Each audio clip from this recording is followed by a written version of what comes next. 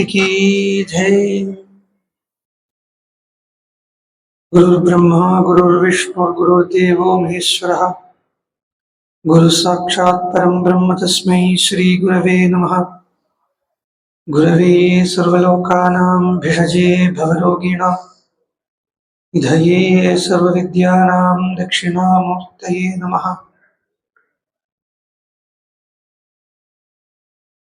यस्य स्मरणमात्रेण नाम भक्तिः प्रजायते तं नमामि यदि श्रेष्ठं बोधेन्द्रं जगदां गुरुम्।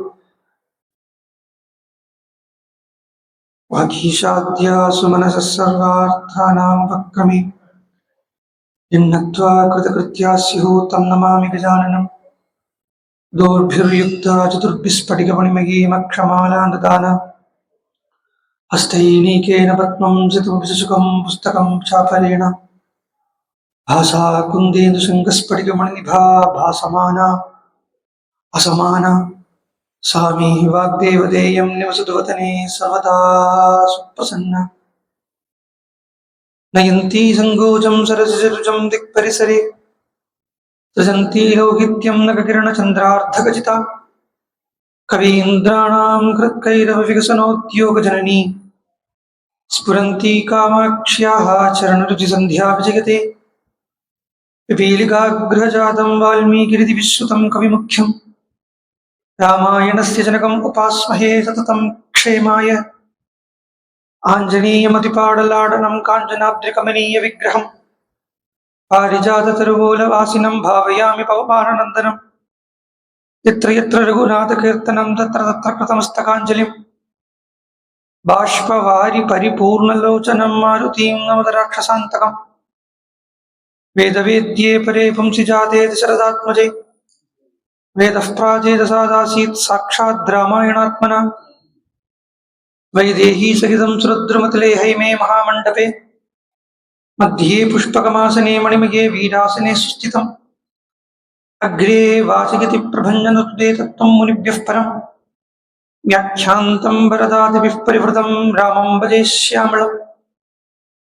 नमोऽस्तु रामाय सलक्ष्मणाय देव्यै च तस्यै जनकात्मजायै नमोऽस्तु रुद्रेन्द्रियमानिलेभ्यो नमोऽस्तु चन्द्रार्कमरुद्गणेभ्यः।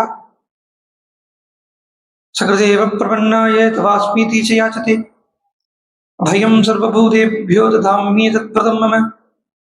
योऽन्तःप्रविश्य मम वाचमिमां प्रसुप्तां सञ्जीवयत्यखिलशक्तिधरस्वधाम्ना अन्यांश्च हस्तचरणश्रवणत्वगादीन् प्राणान् नमो भगवते पुरुषाय तुभ्यम्।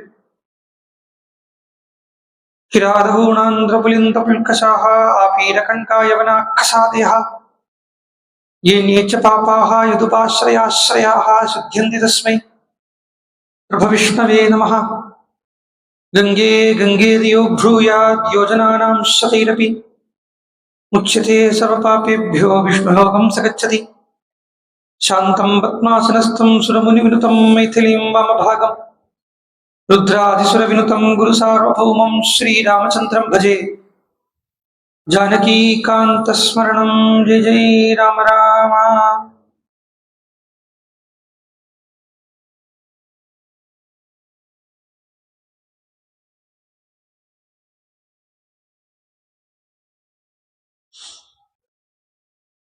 இதிகாச புராணங்கள்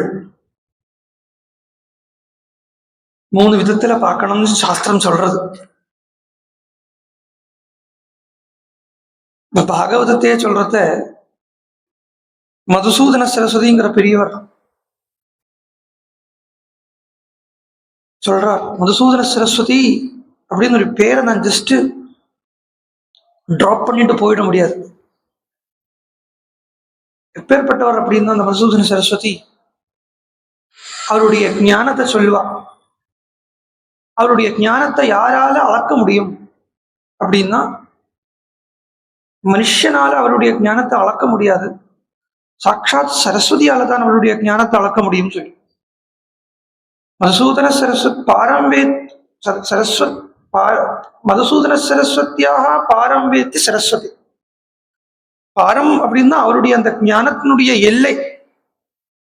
இந்த பக்கத்துல இருந்து அந்த பக்கம் வரைக்கும் அவருடைய எவ்வளவு அந்த ஞானம் இருக்கு அப்படின்னு பார்க்கணுமானா அது சரஸ்வதியால மாத்திரம்தான் முடியும். மாத்திரமில்லை, அப்படி ஒரு கால சரஸ்வதிக்கு எவ்வளவு ஞானம் இருக்கு அப்படின்னு தெரிஞ்சுக்கணுமா? அது யாரால முடியும்னு கேட்டா, பாரம்பரியத்தி சரஸ்வதியாக மதுசூதன சரஸ்வதி. சரஸ்வதியினுடைய அறிவை தெரிஞ்சுக்கிறதுக்கு யாரால முடியும்னா மதுசூதன சரஸ்வதியால தான் தெரிஞ்சுக்க முடியும்னு சொல்றேன். ஏன்னா சாட்சாத் சரஸ்வதி தேவியினுடைய அவதார மதுசூதன சரஸ்வதி. அவரை பத்தி சொல்றதுன்னா அந்த பரம அத்வைதி. அத்வைதின்னா அத்வைதியின் மாத்திரமில்லை, பரமபக்தன். ஆதிசங்கராச்சாரியாளுக்கு அப்புறம் கொஞ்சம் க்ஷீண தசை அடைஞ்சுடுத்து சித்தாந்தம். சொல்லாம இருக்க முடியாது.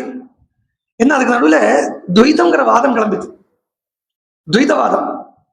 ஆதிசங்கராச்சாரியால் மடங்கள் எல்லாம் ஸ்தாபிச்சா அங்கங்க கலாபங்கள் வந்துடுறது. இப்போ காஞ்சி மடமே ரொம்ப நாள் கும்பகோணத்துல தான் இருந்தது. அதனாலே அது கும்பகோணத்துல இருக்கப்பட்ட காஞ்சி மடம் ஒரு பேர் வந்துருச்சு. அதனால இப்பவும் மடத்து தெரிவுன்னு சொல்றான் கும்பகோணத்துல இல்லையா? மடத்து தெரிவுங்கிறா இல்லையா? ஆக்சுவலா அது மடத்து தெரிவுன்னு தெரிஞ்சுக்கிறதுக்கு பெஸ்ட் என்னன்னா மோகன் காஃபி. அது இருக்கிற இடம் மடத்து தெரிவு. அப்போ ஏன் சொல்ல வந்து என்ன சொல்றேன், பல மடங்களும் கலாபத்தால, முஸ்லீம் கலாபத்தால வெளில தெரியாமைக்கான சமயத்துல க்ஷீண தசை அடைஞ்செடுத்து அத்வைதம். அந்த சமயத்துல என்ன துவைதத்தினுடைய இன்ஃபுளுன்ஸால அந்த சமயத்துல அவதாரம் பண்ணினார் மதுசூதன சரஸ்வதி. நவத்வீபத்துல அவதாரம் பண்ணி கண வித்வான். அவருடைய வித்வத்துக்கு இடை கிடையாது. என்ன சொல்லுவா, இப்போ என்ன சொல்லிட்டு இருக்கா, அத்வைத பிலாசபிய பூரா தெரிஞ்சுக்கணுமானா பிரஸ்தானத்ரயம் அப்படின்னு நம்ம சொல்றோம், கேட்கிறோம் இல்லையா? ஆதிசங்கராச்சாரியருடைய பாஷ்யம் உள்ள பிரஸ்தானத்ரயங்கள், அதாவது உபனிஷத் பாஷ்யம், பகவத்கீதா பாஷ்யம், பிரம்மசூத்திர பாஷ்யம், இதுக்கு பிரஸ்தானத்ரயம்னு சொல்லுவோம். எந்த சம்பிரதாயத்தை நிலைநாட்டுறதுக்கான இந்த 3 பிரஸ்தானங்கள் தான். ஒன்னு ஸ்ருதி பிரஸ்தானம், இன்னொன்னு சூத்திர பிரஸ்தானம், இன்னொன்னு ஸ்மிருதி பிரஸ்தானம், இப்படின்னு பேரு. அது சொல்லுவா, ஒரு அத்வைத வித்வான் அப்படின்னு ஒருத்தனை சொல்லணுமானா வெறும் பிரஸ்தானத்ரயம் மாத்திரம் அது படிக்கிறதுக்கே ஜென்மா போறாது.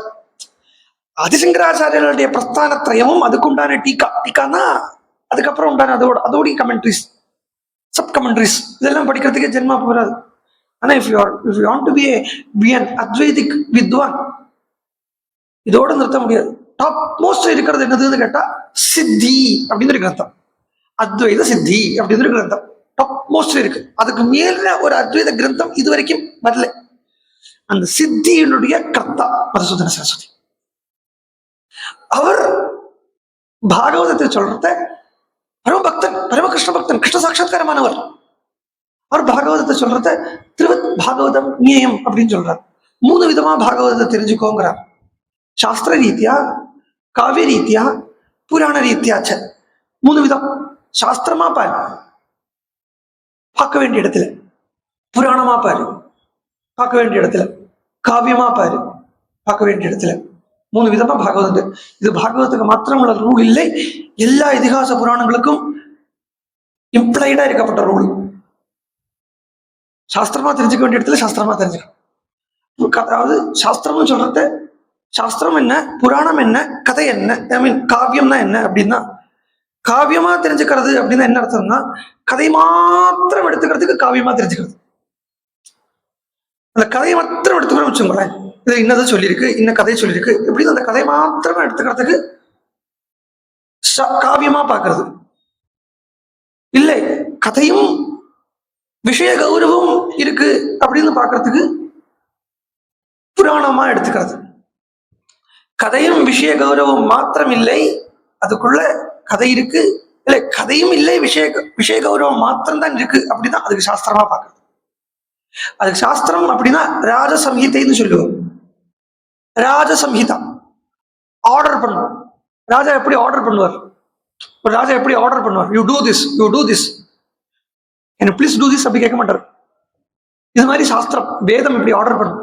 சத்தியம் வத, தர்மம் சர, யூ ஷுட் பாரு, யானி நவத்யானி கர்மாணி தானி சேவித்தவ்யானி நோய்தராணி அப்படின்னு ஒரு ராஜா ஆர்டர் போடுற மாதிரியும் போடுறது. நாங்க என்ன சொல்லியிருக்கோமோ, என்னால சொல்லப்பட்ட கர்மா மாத்திரம் தான் நீ பண்ணணும், வேற கர்மா நீ பண்ணக்கூடாது. டேர் டு டூ அனதர் கர்மா அப்படிங்கிறது. இது ராஜசம்ஹிதை. புராணம்னு சொல்றத சகா சம்ஹிதை. ஒரு ஃப்ரெண்ட்ஸுக்கு தமிழ்ல பேசுற மாதிரி பேசும். சில சமயத்துல வேதமே அப்படி பேசுறது. எதிகும் சுனோத்தியலகும் சுனோதி அப்படின்னு கேட்கறது.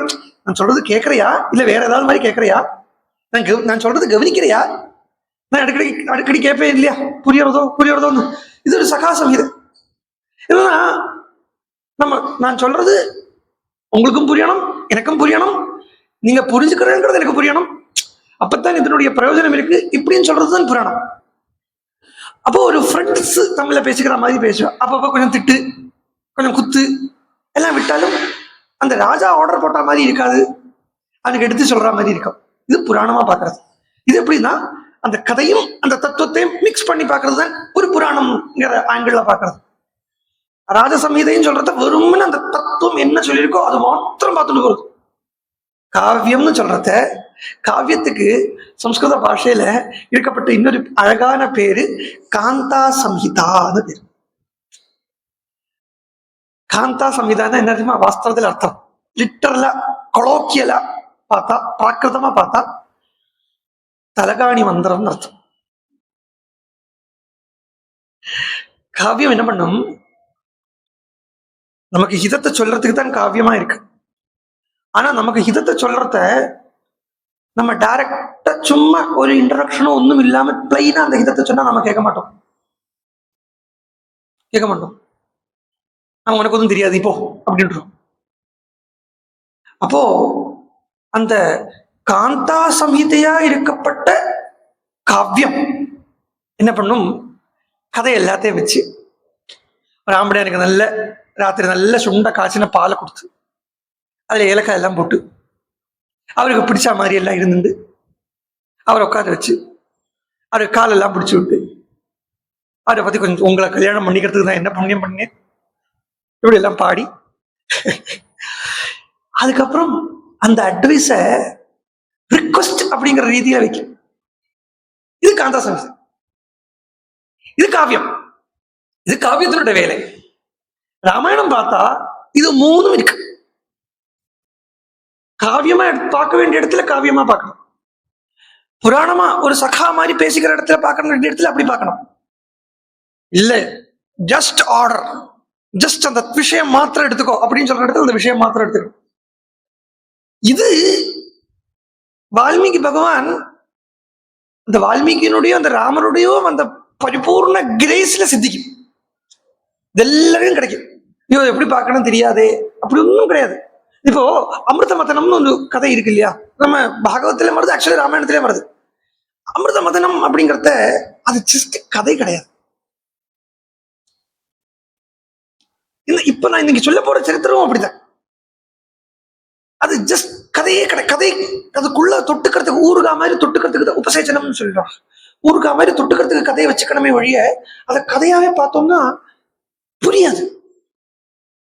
மீன்ஸ் லாஜிக்கு சிங்க் ஆகாது. நீங்க என்ன கேட்டாலும், இன்னும் சொல்றேன், இன்னைக்கு சொல்றேன், நீங்க என்ன கேட்டாலும் யாரு சொன்னாலும் அது என்னுடைய லாஜிக்கு சிங்க் ஆகிறதான்னு பார்க்கணும். என்னுடைய லாஜிக்குன்னு சொல்றத அங்க அந்த ஈகோ பேஸ்டு லாஜிக் எல்லாம் நான் சொல்றது அறிவு, அந்த அறிவுக்கு மேட்ச் ஆகிறதா நம்ம பார்க்கணும். ஏன்னா கண்ணை மூடிண்டு நம்பணும்னு நம்மளுடைய சனாதன தர்ம சாஸ்திரம் சொல்லலை. நான் சொல்றது நீ கண்ணை மூடிட்டு நம்பு அப்படின்னு சனாதன தர்ம சாஸ்திரம் சொல்லலை. நான் சொல்றேன் இல்லையா, நான் சொல்றத நல்லா உட்கார்ந்து யோசிச்சுட்டு உனக்கு அதை நம்ப முடியறதான்னு பாரு. அப்படி உனக்கு உன்னுடைய சின்ன அறிவால நம்ப முடியலையானா அது அறிவால நம்பினவனை போய் ஆசிரியிச்சு அவன்கிட்ட கேளு. அவன் சொல்றத வச்சுண்டு அதுல இருந்து உனக்கு நம்ப முடியாதாங்கிறத பாரு. அது உனக்கு உன்னுடைய லாஜிக்கு மேட்ச் ஆகிறதா பாரு. இப்படிதான் சொல்றது. இது வேதம் சொல்றது. வேதம் சொல்றது, நான் கட்டுக்கதை சொல்லலை. வேதம் சொல்றது 4 பிரமாணம் இருக்குன்னு சொல்லிட்டு சொல்றது ஸ்மிருதி, பிரத்யக்ஷம், ஐதிஹ்யம், அனுமானம் அப்படின்னு சொல்றது. இப்போ அன்னைக்கு அருண பிரசனம் குழந்தைகள் சொல்லிட்டு இருந்தாலே அதுல வரும் ஸ்மிருதி பிரத்யக்ஷம் ஐதிஹ்யம் அனுமான சதுஷ்டயம் ஏதைராதித்ய மண்டலம் அப்படின்னு வரும். 4 பிரமாணம் இருக்கு. இந்த 4 பிரமாணத்துல ஏதாவது 2 பிரமாணமாவது அட்லீஸ்ட் உனக்கு ஓகேன்னு தோணுறதா நீ அதை அக்செப்ட் பண்ணி இல்லாட்ட விட்டுடும். ஸ்மிருதிங்கிறத இதெல்லாம் இதிகாசங்கள் தான். பிரத்யக்ஷம் அப்படின்னு சொல்றது நேர லாஜிக்கலி பாக்குறது. ஐதிஹ்யம் அப்படின்னு சொல்றது இதுக்கு முன்னாடி இருந்தவா என்ன பண்ணிட்டு இருந்தாலோ அதனுடைய அந்த தொடர்ச்சியை கொண்டு வருது. அனுமானம் அப்படிங்கிறது குருவை விசுவசிக்கிறது. இப்படி 4 விதமான அந்த பிரமாணத்தை வேதமே காட்டி தருது பிரமாணத்தை. சோ இப்ப ராமாயணம் ஒரு கதையா சொல்லிடுத்து அப்படின்னா அந்த கதையா மாத்திரம் பார்த்தாலும் அழகுதான். பட் ஆனா அதுல ராமனோ சீதையோ வந்தா அதுல அழகு இருக்கு. ராமனுக்கு முன்னாடியும் சீதைக்கு முன்னாடியும் ராமனை பத்தி சொல்றதுக்கு முன்னாடி ராமனுக்கு விஸ்வாமித்திரர் ஒரு கதையை சொல்லி கொடுக்கிறார் அப்படின்னா இது மாத்திரம் வச்சுக்கோ, இப்படி மாத்திரம் நினைச்சுங்கோ. ராமருக்கு விஸ்வாமித்திரர் ஒரு கதையை சொல்லி கொடுக்கிறார்னா அதுக்குள்ள அபண்டன்ட் ஆஃப் விஷயம் இருக்கு. திங்க் பண்றதுக்கு, விசாரம் பண்றதுக்கு அபண்டன்டா இருக்கு. நியூமரஸ் இருக்கு. அதுல பெரிய கௌரவமான விஷயம் இருக்கும். அப்படி ஒரு கதையாக்கும். நேற்றுக்கு குமார சம்பவம் பார்த்தோம். அதனுடைய சின்ன விஷயத்துல என்ன லாஸ்ட் அது சம்மரைஸ் பண்ணி என்னுடைய தத்துவம் என்னங்கிற சொல்லி முடிச்சுட்டேன். அது போறோம் அப்படி இருக்கட்டும். அடுத்த சரித்திரம் தொடங்குறார் வால்மீகி. அப்போ அதுக்கு பலஸ்ருதி சொல்லிட்டு வந்தார். குமார சம்பவத்துக்கு பலஸ்ருதி சொன்னார். பக்தஸ்ய கார்த்திகேயே காகுஸ்தா புவிமானவஹ ஆயுஷ்மான் புத்திர பௌத்ரைஸ்ச ஸ்கந்தசாலோக்யதாம் ரஜேத். யாரு பகவான் முருகனுடைய அவதார ரகசியத்தை கேட்கிறாளோ, அவதார ரகசியம், அவதார கதைன்னு இல்லை, அவதார ரகசியம் கேட்கிறாளோ அவளுக்கு அந்த ஸ்கந்த சாலோக்கியம் கிடைக்கும் அப்படின்னு சொன்னான். அவளே ஸ்கந்தனாவே இருப்பா, அவளே சுப்பிரமணியனா இருப்பா. முருகனுக்கு இன்னொரு பேர் இல்லையா, சுப்பிரமணியன். சுப்பிரமணியம் எல்லாருக்கும் பேரு வைப்பா. 80 பேருக்கு சுப்பிரமணியம் பேரு. இது வேதத்துல வரப்பட்ட பேராக்கும். வைதிகமான பேர் சுப்பிரமணி. அதுவுமே அந்த அருண பிரശ്നத்தில் ஆக்சுவலி வருது. இங்க போன ஞாயிற்றுக்கிழமை கார்த்தால குழந்தைகள் வந்து அருண பிரശ്നം சொல்லிட்டு இருந்தா. சூரிய நமஸ்காரம் மந்திரம் 132 நமஸ்காரம் ஆக்சுவலா நமஸ்காரம் பண்ணுவோம். அதுக்கு வேதத்துல ஒரு பலஸ்ருதி சொல்றது, ஆரோக்கியம் அப்படின்னு ஒரு பலஸ்ருதி சொல்றது. என்ன ஆரோக்கியம் பாஸ்கராதிச்சேத் அப்படிங்கிற பிரமாணத்தால சூரிய நமஸ்காரம் பண்ணா ஆரோக்கியம் கிடைக்குங்கிறது. ஆனா அது மாத்திரம் இல்லை, ஐஸ்வர்யம் ஒரு பலன் இருக்கு. ஐஸ்வர்யம் ஒரு பலன் சூரிய நமஸ்காரத்தால் இருக்கு.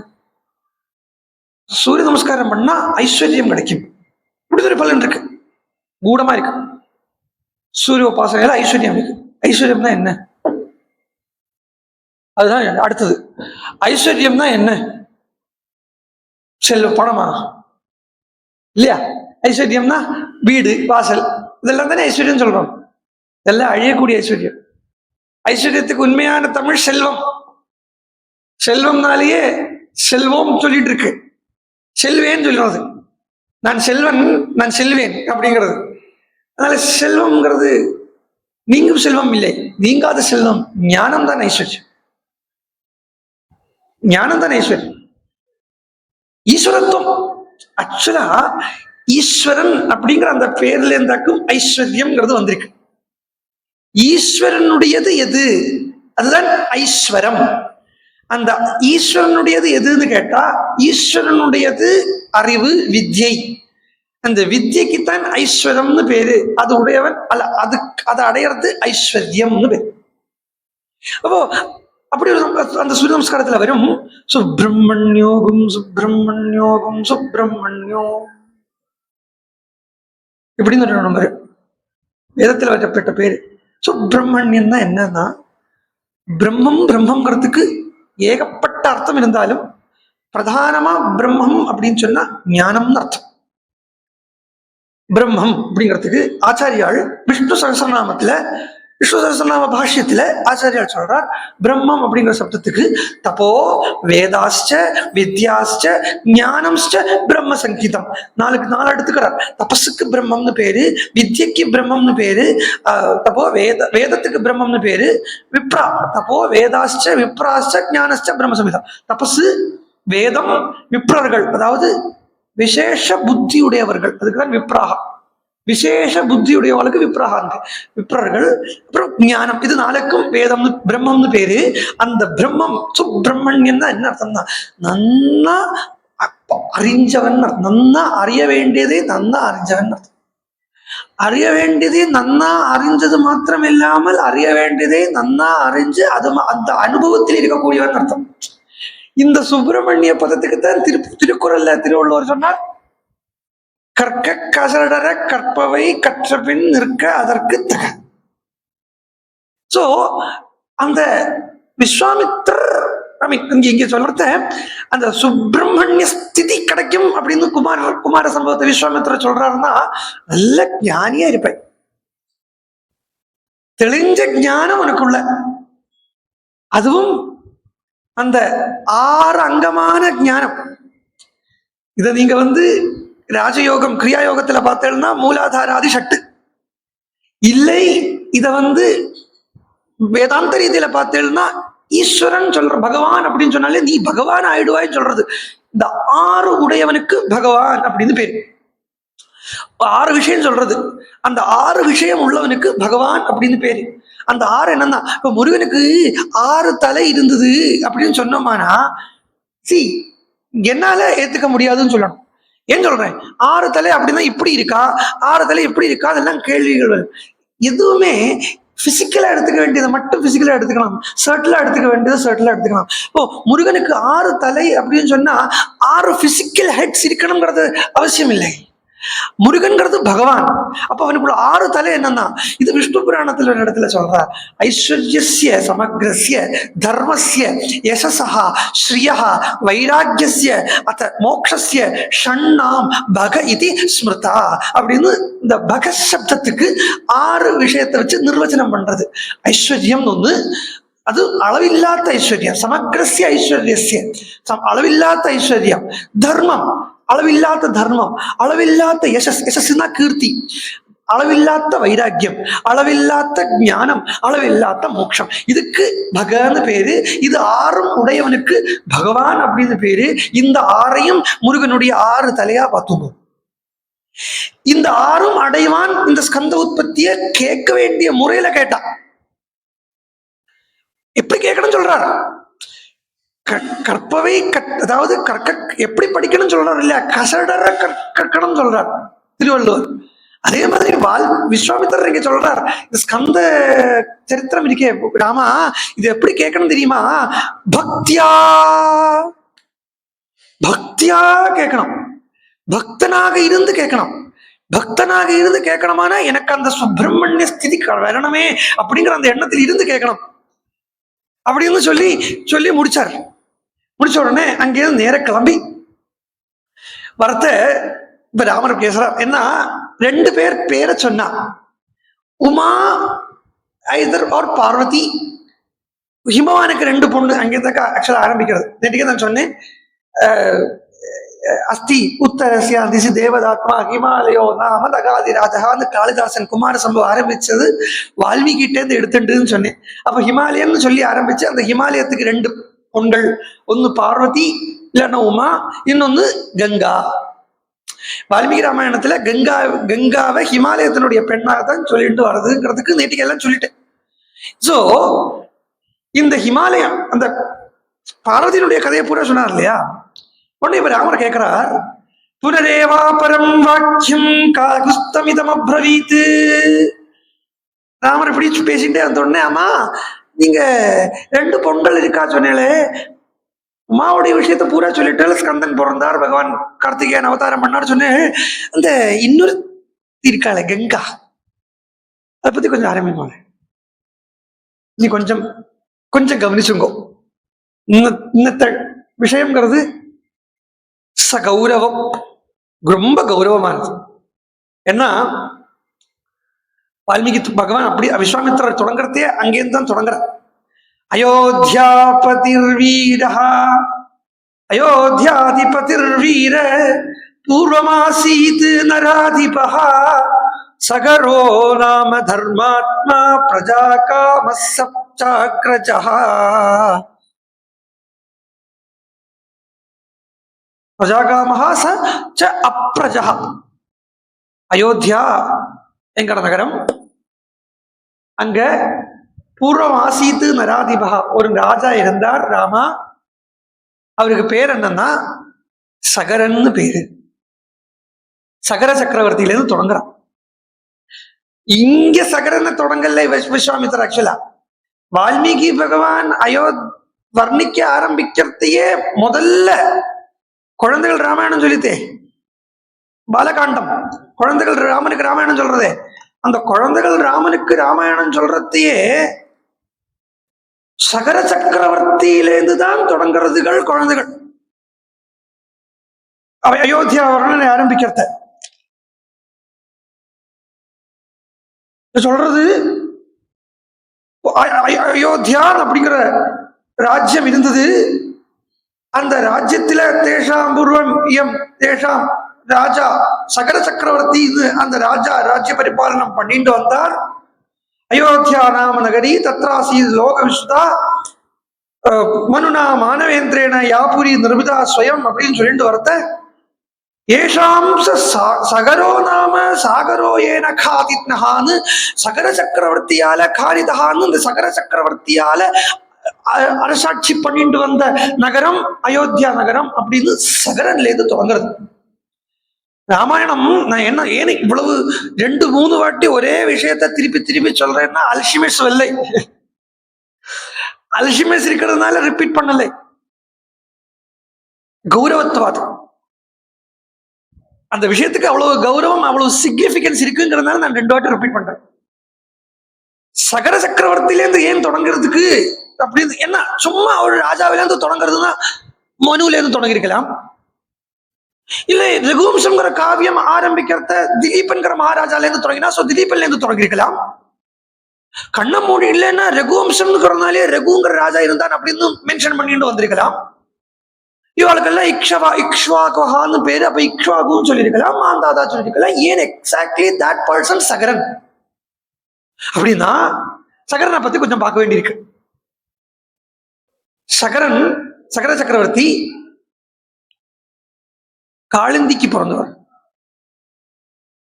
காளந்திக்கு பிறக்கிறத எப்படி பிறந்தார் அப்படின்னா அவ அப்பாவுக்கு 2 பத்னிகள்.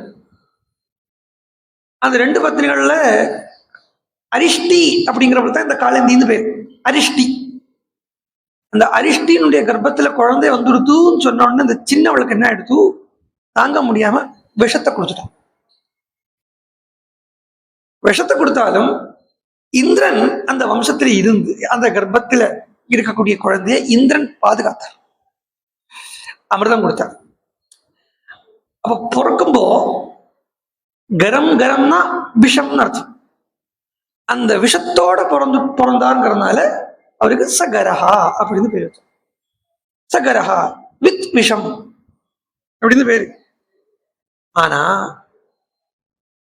கதை இப்படி இருக்கட்டும், கதை ஒரு பக்கம் இருக்கட்டும். நேற்றுக்கு பூரா கதையை சொல்லிட்டேன், நேற்றுக்கு ஃபுல்லா தத்துவத்துக்கு லீவ் விட்டுட்டேன். ஆனா இன்னைக்கு எனக்கு அப்படி முடியுமோ தெரியல. இன்னைக்கு தத்துவம் நிறைய எடுத்துக்க வேண்டி வரும்னு தோணுறது. பார்ப்போம், அங்கேருந்து என்ன வருதோ அதுதானே.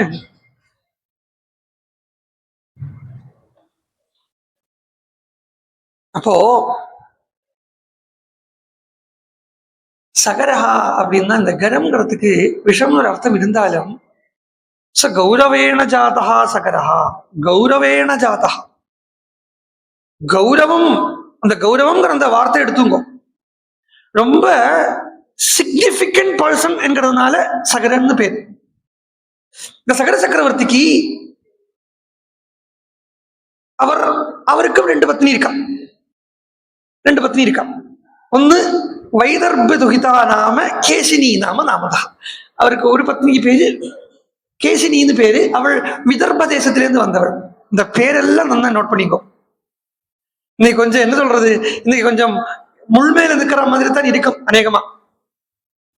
விட்டா போயிடும். நீ கொஞ்சம் பிடிச்சு வச்சுட்டா நிற்கும், மண்டையில நிற்கும். கேசினி அவளுக்கு பேரு வைதர்ப தேசத்திலிருந்து வந்திருக்கா. சோ அந்த வைதர்பங்கிறத நன்னா உள்ள அண்டர்லைன் பண்ணி வச்சுக்கோ. ரெண்டாவது பத்னி அவளுக்கு மூணாவது விதர்பா நாம கேசினி நாம நாமதா ஜேஷ்டா சகர பத்னி சா தர்மிஷ்டா சத்தியவாதினி. அவள் ரொம்ப தர்மிஷ்டை, அவள் சத்தியசந்தை எல்லாம் இருக்கு. ரெண்டாவது பத்னி யாருன்னு கேட்டா அரிஷ்டநேமேர் துஹிதா சுபர்ண பகினி துசா த்விதீயா சகரஸ்யாசீத் பத்னி சுமதி சம்ஹிதா. ரெண்டாமத்தவளுக்கு சுமதின்னு பேரு. அவள் யாருடைய தங்கைனா கருடனுடைய தங்கை. யாருடைய பெண் அப்படின்னா அரிஷ்டநேமியினுடைய பெண். கருடன் அரிஷ்டநேமியினுடைய புத்திரன் கருடன் சொல்றது. அதனாலதான் கருடனை சொல்றத வேதமே சொல்லித்து ஸ்வஸ்தினஸ்தார்க்ஷ்யோ அரிஷ்டநேமி. தார்க்ஷன்னா கருடன். அது கருடன் எங்கெல்லாம் வருதோ, கருடனை பத்தி எங்கெல்லாம் ரெஃபரன்ஸ் வருதோ அங்கெல்லாம் பிரம்ம வித்யைங்கிறதுக்கு ஸ்தானம் உண்டு எடுத்துக்கும். எந்த இடத்துல கருடன் வந்தாலும் அந்த இடத்துல பிரம்ம வித்யக்கு ஸ்கோப் இருக்குன்னு எடுத்துக்கணும். இதிகாச புராணத்துல எங்க கருடன் வந்தாலும் சரி அங்க என்ன கருடன் பிரம்ம வித்யா சம்பிரதாயத்துல ஒரு குரு. அந்த கருடனுடைய தங்கை சுமதி. தாபியாம் சக மகாராஜா பத்னிபியாம் தப்தவான் தபஹா ஹிமவந்தம் சமாசாத்திய பிருகு பிரஸ்ரவணே கிரோ. அவ ரெண்டு பேரும் கூட சேர்ந்து இந்த சகர சக்கரவர்த்தி ஹிமாலயத்துக்கு போய் பிருகு எந்த பிருகு பிரஸ்ரவணம் அப்படிங்கிற கிரியில, அதாவது பிருகு மகர்ஷி எங்க இருக்காரோ அந்த பிருகு மகர்ஷியினுடைய ஆசிரமத்துல பக்கத்து சன்னிவேசத்துல இவ தபஸ் பண்றா. எதுக்குன்னா குழந்தைக்காக. அத வருஷசதே பூர்ணே தபசாராதிதோ முனிஹி சகராய வரம் பிராதாது பிருகு சத்யவதாம்பரஹா. வருஷசதம் 100 வருஷம் முடிஞ்ச உடனே பிருகு மகர்ஷி இந்த சகர சக்கரவர்த்திட்ட கேட்கிறார், உனக்கு வரம் தரேன், என்ன வரம் வேணும்னு கேட்டுக்கோங்க. உடனே சொல்றார், அவரே சொல்றார், அபத்தியலாபஸ்ஸு மகான் பவிஷ்யாந்த தவானகா. உனக்கு கண்டிப்பா குழந்தைகள் அபத்திய லாபம் உண்டாகும், குழந்தைகள் கிடைக்கும். அபத்தியம்னு பேரு, இங்க புத்திரன்னு சொல்லலை. இது அதுவும் எடுத்துக்கணும். இது அதாவது நான் எப்படி சொல்லி வைப்பேன்னு எனக்கு தெரிய மாட்டேங்கிறது. என்ன உள்ளேந்து இந்த பால் திளைக்கிற மாதிரி திளைக்கிறது. எல்லாத்தையும் சொல்லலாம், எல்லாத்தையும் சொல்லலாம், எல்லாத்தையும் சொல்லலாம் இருக்கானா பலதையும் விட வேண்டியதா தான் இருக்கு. ஆனா இதை சொல்றேன், அந்த பேரு வச்சிருக்கா பாருங்க. அந்த இடத்துல குழந்தைக்கு புத்திரன் அப்படிங்கிறதுக்கு, அதாவது சம்ஸ்கிருத பாஷையில புத்திரன் ஒரு பேருண்டு, அபத்தியன் ஒரு பேருண்டு, சந்தானம் ஒரு பேருண்டு, தனேகான்னு ஒரு பேருண்டு. இங்க இது ஒன்னும் வைக்காமக்கி அபத்தியம்னு வச்சிருக்கான். அபத்தியம்னு சொன்னாலேயே அர்த்தம் என்ன வருதுன்னா பததி பாதயதி இத்தியபத்தியம். இங்க சகர சக்கரவர்த்திக்கு பிருகு மகர்ஷி அனுகிரகம் பண்றது புத்திரன் இல்லை, தனையன் இல்லை, அப்புறம் யார அபத்தியத்தை. அபத்தியம் அப்படின்னாலே நபும்சலிங்கம். ஆனா நியூட்ரல் ஜெண்டர். அந்த அபத்தியத்தை தரேன்னு சொல்றது ஒரு சிக்கண்டி, ஒரு அலிய புள்ளையா கொடுக்கறது நல்ல அர்த்தம், குழந்தையா கொடுக்கறது நல்ல அர்த்தம். இந்த எக்ஸாக்ட் வேர்டுடைய மீனிங் ந பததி ந பாதயதி இத்தியபத்தியம். அபத்தியம்னா என்ன அர்த்தம்னா விழமாட்டான், அப்பாவை விழ வைக்க மாட்டான், அவனுக்கு அபத்தியம்னு பேர். அப்பாவை தாங்கி நிறுத்துறவனுக்கு அபத்தியம்னு பேர். அந்த பேருக்கு தான் அபத்தியம் இருக்கே வழிய அப்பாவை அவன் விழமாட்டான், அப்பாவே விழ வைக்க மாட்டான் அப்படிங்கிறதுனால அபத்தியம். இங்க கதையை பார்த்தா அப்படித்தான் இருக்கும். இந்த சகர சக்கரவர்த்தியினுடைய கதையை சரித்திரத்தை பார்த்தா அப்படித்தான் இருக்கும். அது கதையை சொல்லிடுவேன், இன்னைக்கு அது வந்துடும், எல்லாம் வந்துடும். அபத்தியில அபஸ்ஸு மகானு பவிஷ்யாந்த தவான். உனக்கு கண்டிப்பா அபத்தியம் உண்டு, குழந்தைகள் உண்டு. கீர்த்திஞ்சா பிரதிமாம் லோகே பிராப்சசே புருஷ ரிஷபா. அந்த குழந்தைகளாலேயே உனக்கு அப்பிரதிமமான கீர்த்தி கிடைக்க போறது. அப்பிரதிமமான கீர்த்தின்னா ஈடு இணையற்ற கீர்த்தி உனக்கு அந்த குழந்தைகளாலேயே கிடைக்க போறது. அது சொல்றார், 2 பொண்டாட்டி இருக்காப்பா அவனுக்கு. இந்த 2 பொண்டாட்டியில ஏகா ஜனயிதா தாத புத்திரம் வம்சகரம் தவ. இப்ப பாருங்க, அடுத்த வேட போட்டோன்னே புத்திரம் சொன்னார். ஒருத்தி 2 பொண்டாட்டி இருக்கா அவனுக்கு. அதுல ஒருவள் வம்சத்தை காப்பாற்றுறதுக்குண்டான புத்திரனை பெறுவள். இன்னொருத்தி பாஷமானம் மகாத்மா ஷஷ்டிம் புத்திர சகசிராணி அபராஜன சிஷ்யதி. இன்னும் 60,000 குழந்தைகளை இன்னொருத்தி பிறகுவள். அவ எப்படி இருப்பானா, பாஷமானம் மகாத்மானம் ராஜபுத்தியௌ பிரசாத்யதம் ஊச்சதுஹு பரம பிரீதே கிருதாஞ்சலி புரஸ்ததா ஏகோ வம்சகரோ வாஸ்து பகவோ வா மகாபலாஹ கீர்த்திமந்தோ மகாத்மா மகோத்சாஹ காவா கம் வரமிச்சசி. 2 குழந்தைகள் இருக்கா, 2 வைஃப் இருக்கா. 2 வைஃப்கிட்ட பிருகு சொல்றா, சகர சக்கரவர்த்தியினுடைய 2 வைஃப்கிட்ட சொல்றார், காவா கம்பர மிச்சசி. உங்கள யாருக்கு ஒரு குழந்தை வேணும், உங்கள யாருக்கு 60,000 குழந்தைகள் வேணும். இப்படி இது ஆப்ஷன் கொடுக்கிறார். உடனே முனேஸ்து வச்சனம் சுத்வா கேசினி ரகுநந்தனா. பிருகு இப்படி சொன்ன உடனே கேசினி சொல்றா, புத்திரம் வம்சகரம் ராம ஜக்ராஹ நிருபசன்னிதோ. வம்சத்துக்குண்டான அந்த புத்திரனை எனக்கு தாங்கும் அப்படின்னு கேசினி கேட்டான்.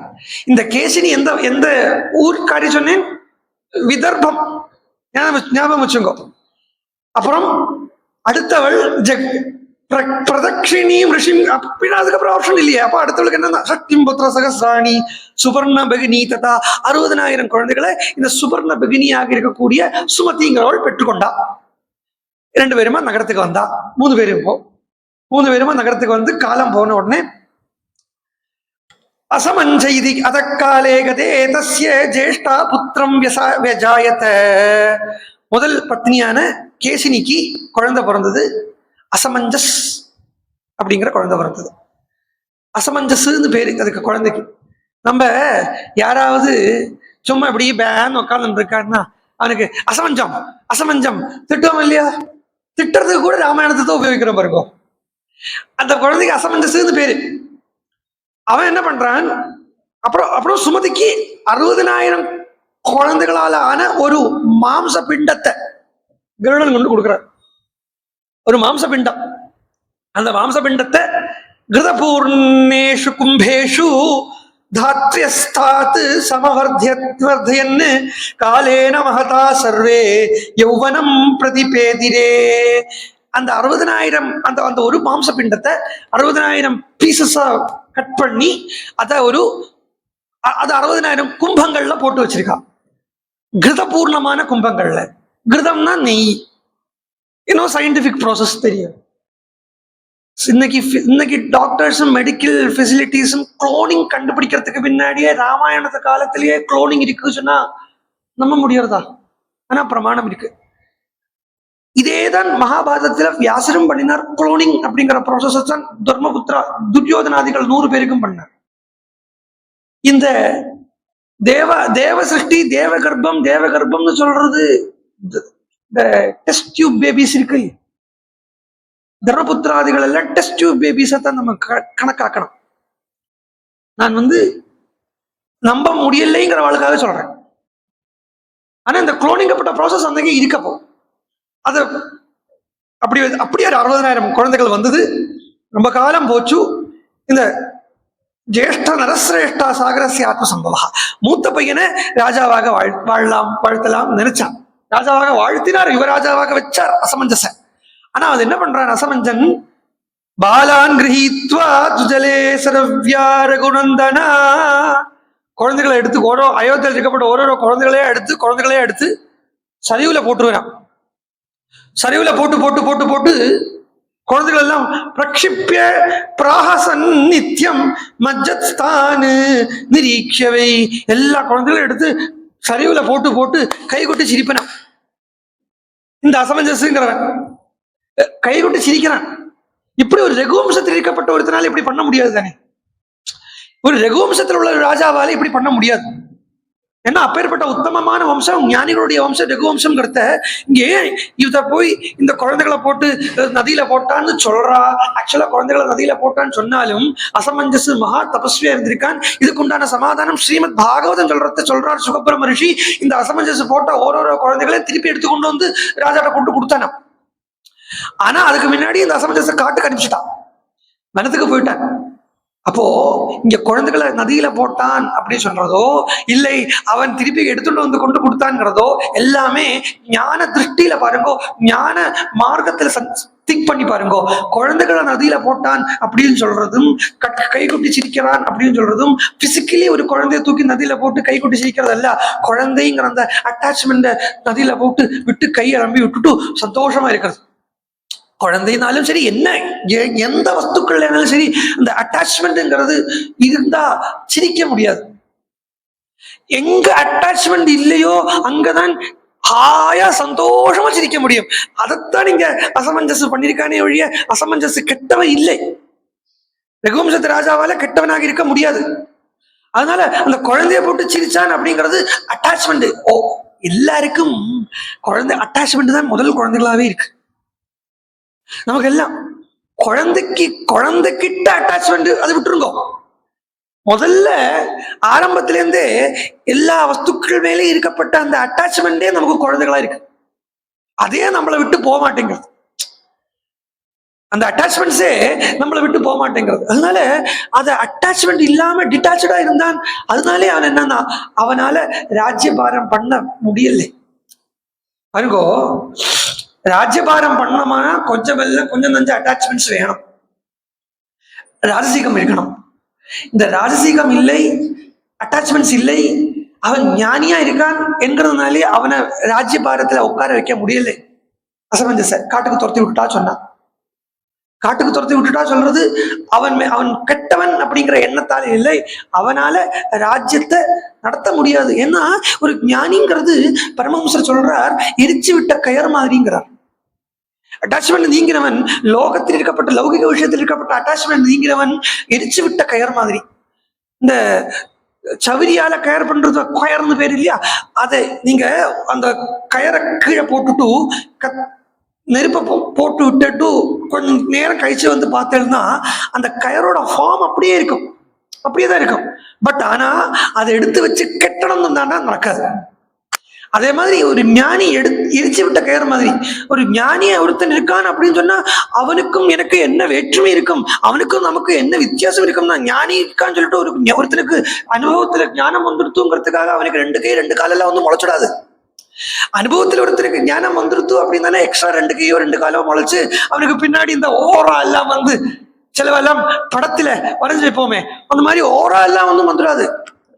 அவன் எப்படி இருப்பான்னா அவன் சர்வதா நைஷ்கர்மியத்திலேயே இருப்பான்.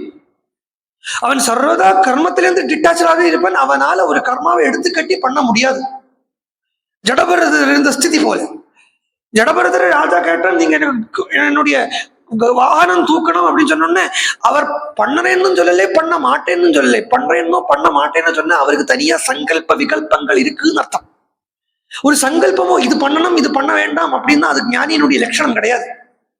அவர் அந்த ராஜா சொன்னதை கேட்டுட்டு பல்லக்க தூக்கத்தான் தூக்குறார். ஆனா அவரால் அந்த வேலையை ஒழுங்கா பண்ண முடிஞ்சுதா, அதுதான் கேள்வி.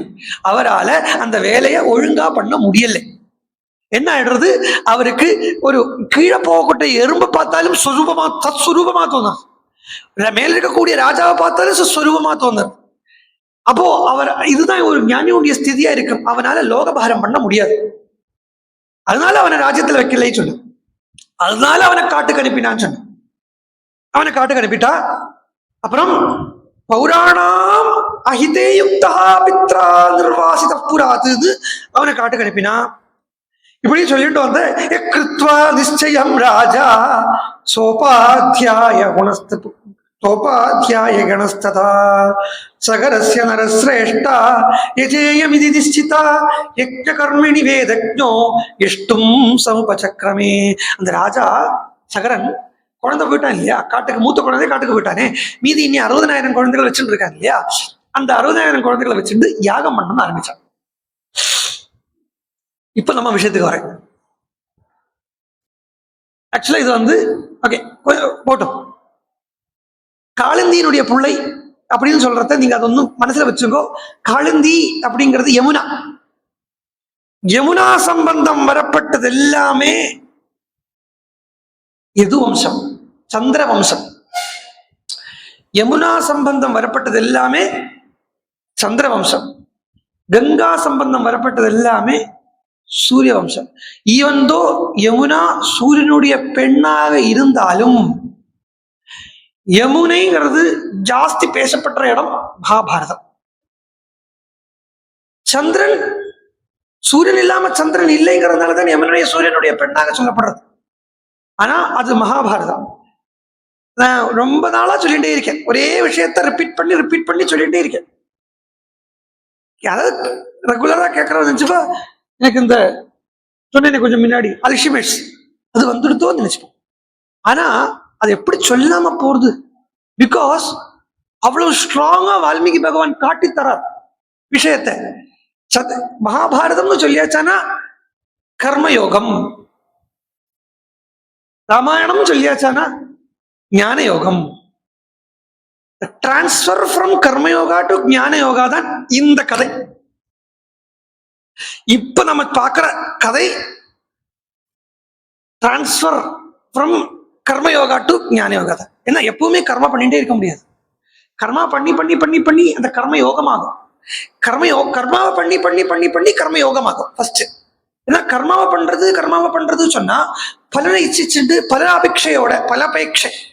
அபேட்சிச்சுண்டு பலனை ஆசைப்பட்டு கர்மாவை பண்ணிக்கிறதுக்கு தான் கர்மா பண்றது. ஏதாவது ஒண்ணு பண்றது தான் கர்மா பண்றதுன்னு பேர். அந்த கர்ம பலன்ல ஆசை இல்லாமல் பண்றதுக்கு தான் கர்ம யோகம்னு பேர். பலாபிசந்தி இல்லாமல் பண்ணக்கூடிய கர்மாக்கு கர்மயோகம்னு பேர். அந்த கர்மயோகம் பண்ணிட்டே இருக்கிறது என்ன சம்பவிக்கிறதுனா சித்த சுத்தி கிடைக்கிறது. பலாபிசந்தி இல்லாம பண்ணக்கூடிய கர்மா, அதாவது ரிசல்ட் ஓரியன்ட் அல்லாத கர்மா என்ன கொடுக்கும்? சித்த சுத்தியை கொடுக்கும். அந்த சித்த சுத்தமான உடனே என்ன ஆகிறது? இந்த கர்மால ஒரு வைராக்கியம் வந்துடும். இந்த கர்மா இப்படி பண்ணது போருங்கிற அந்த எண்ணம் வந்துடும். மனசு நைஷ்கர்மியத்துக்கு ஆசைப்படும். இது ஆத்திலேயே நடக்கிறது. இது ஆத்திலேயே நீங்க பொம்நாட்டிகளுக்கு எல்லாருக்கும் உள்ள இதை நடக்கப்பட்டது உண்டு. எப்போனா ராத்திரி தோசை வாத்துன்னு இருக்கிறத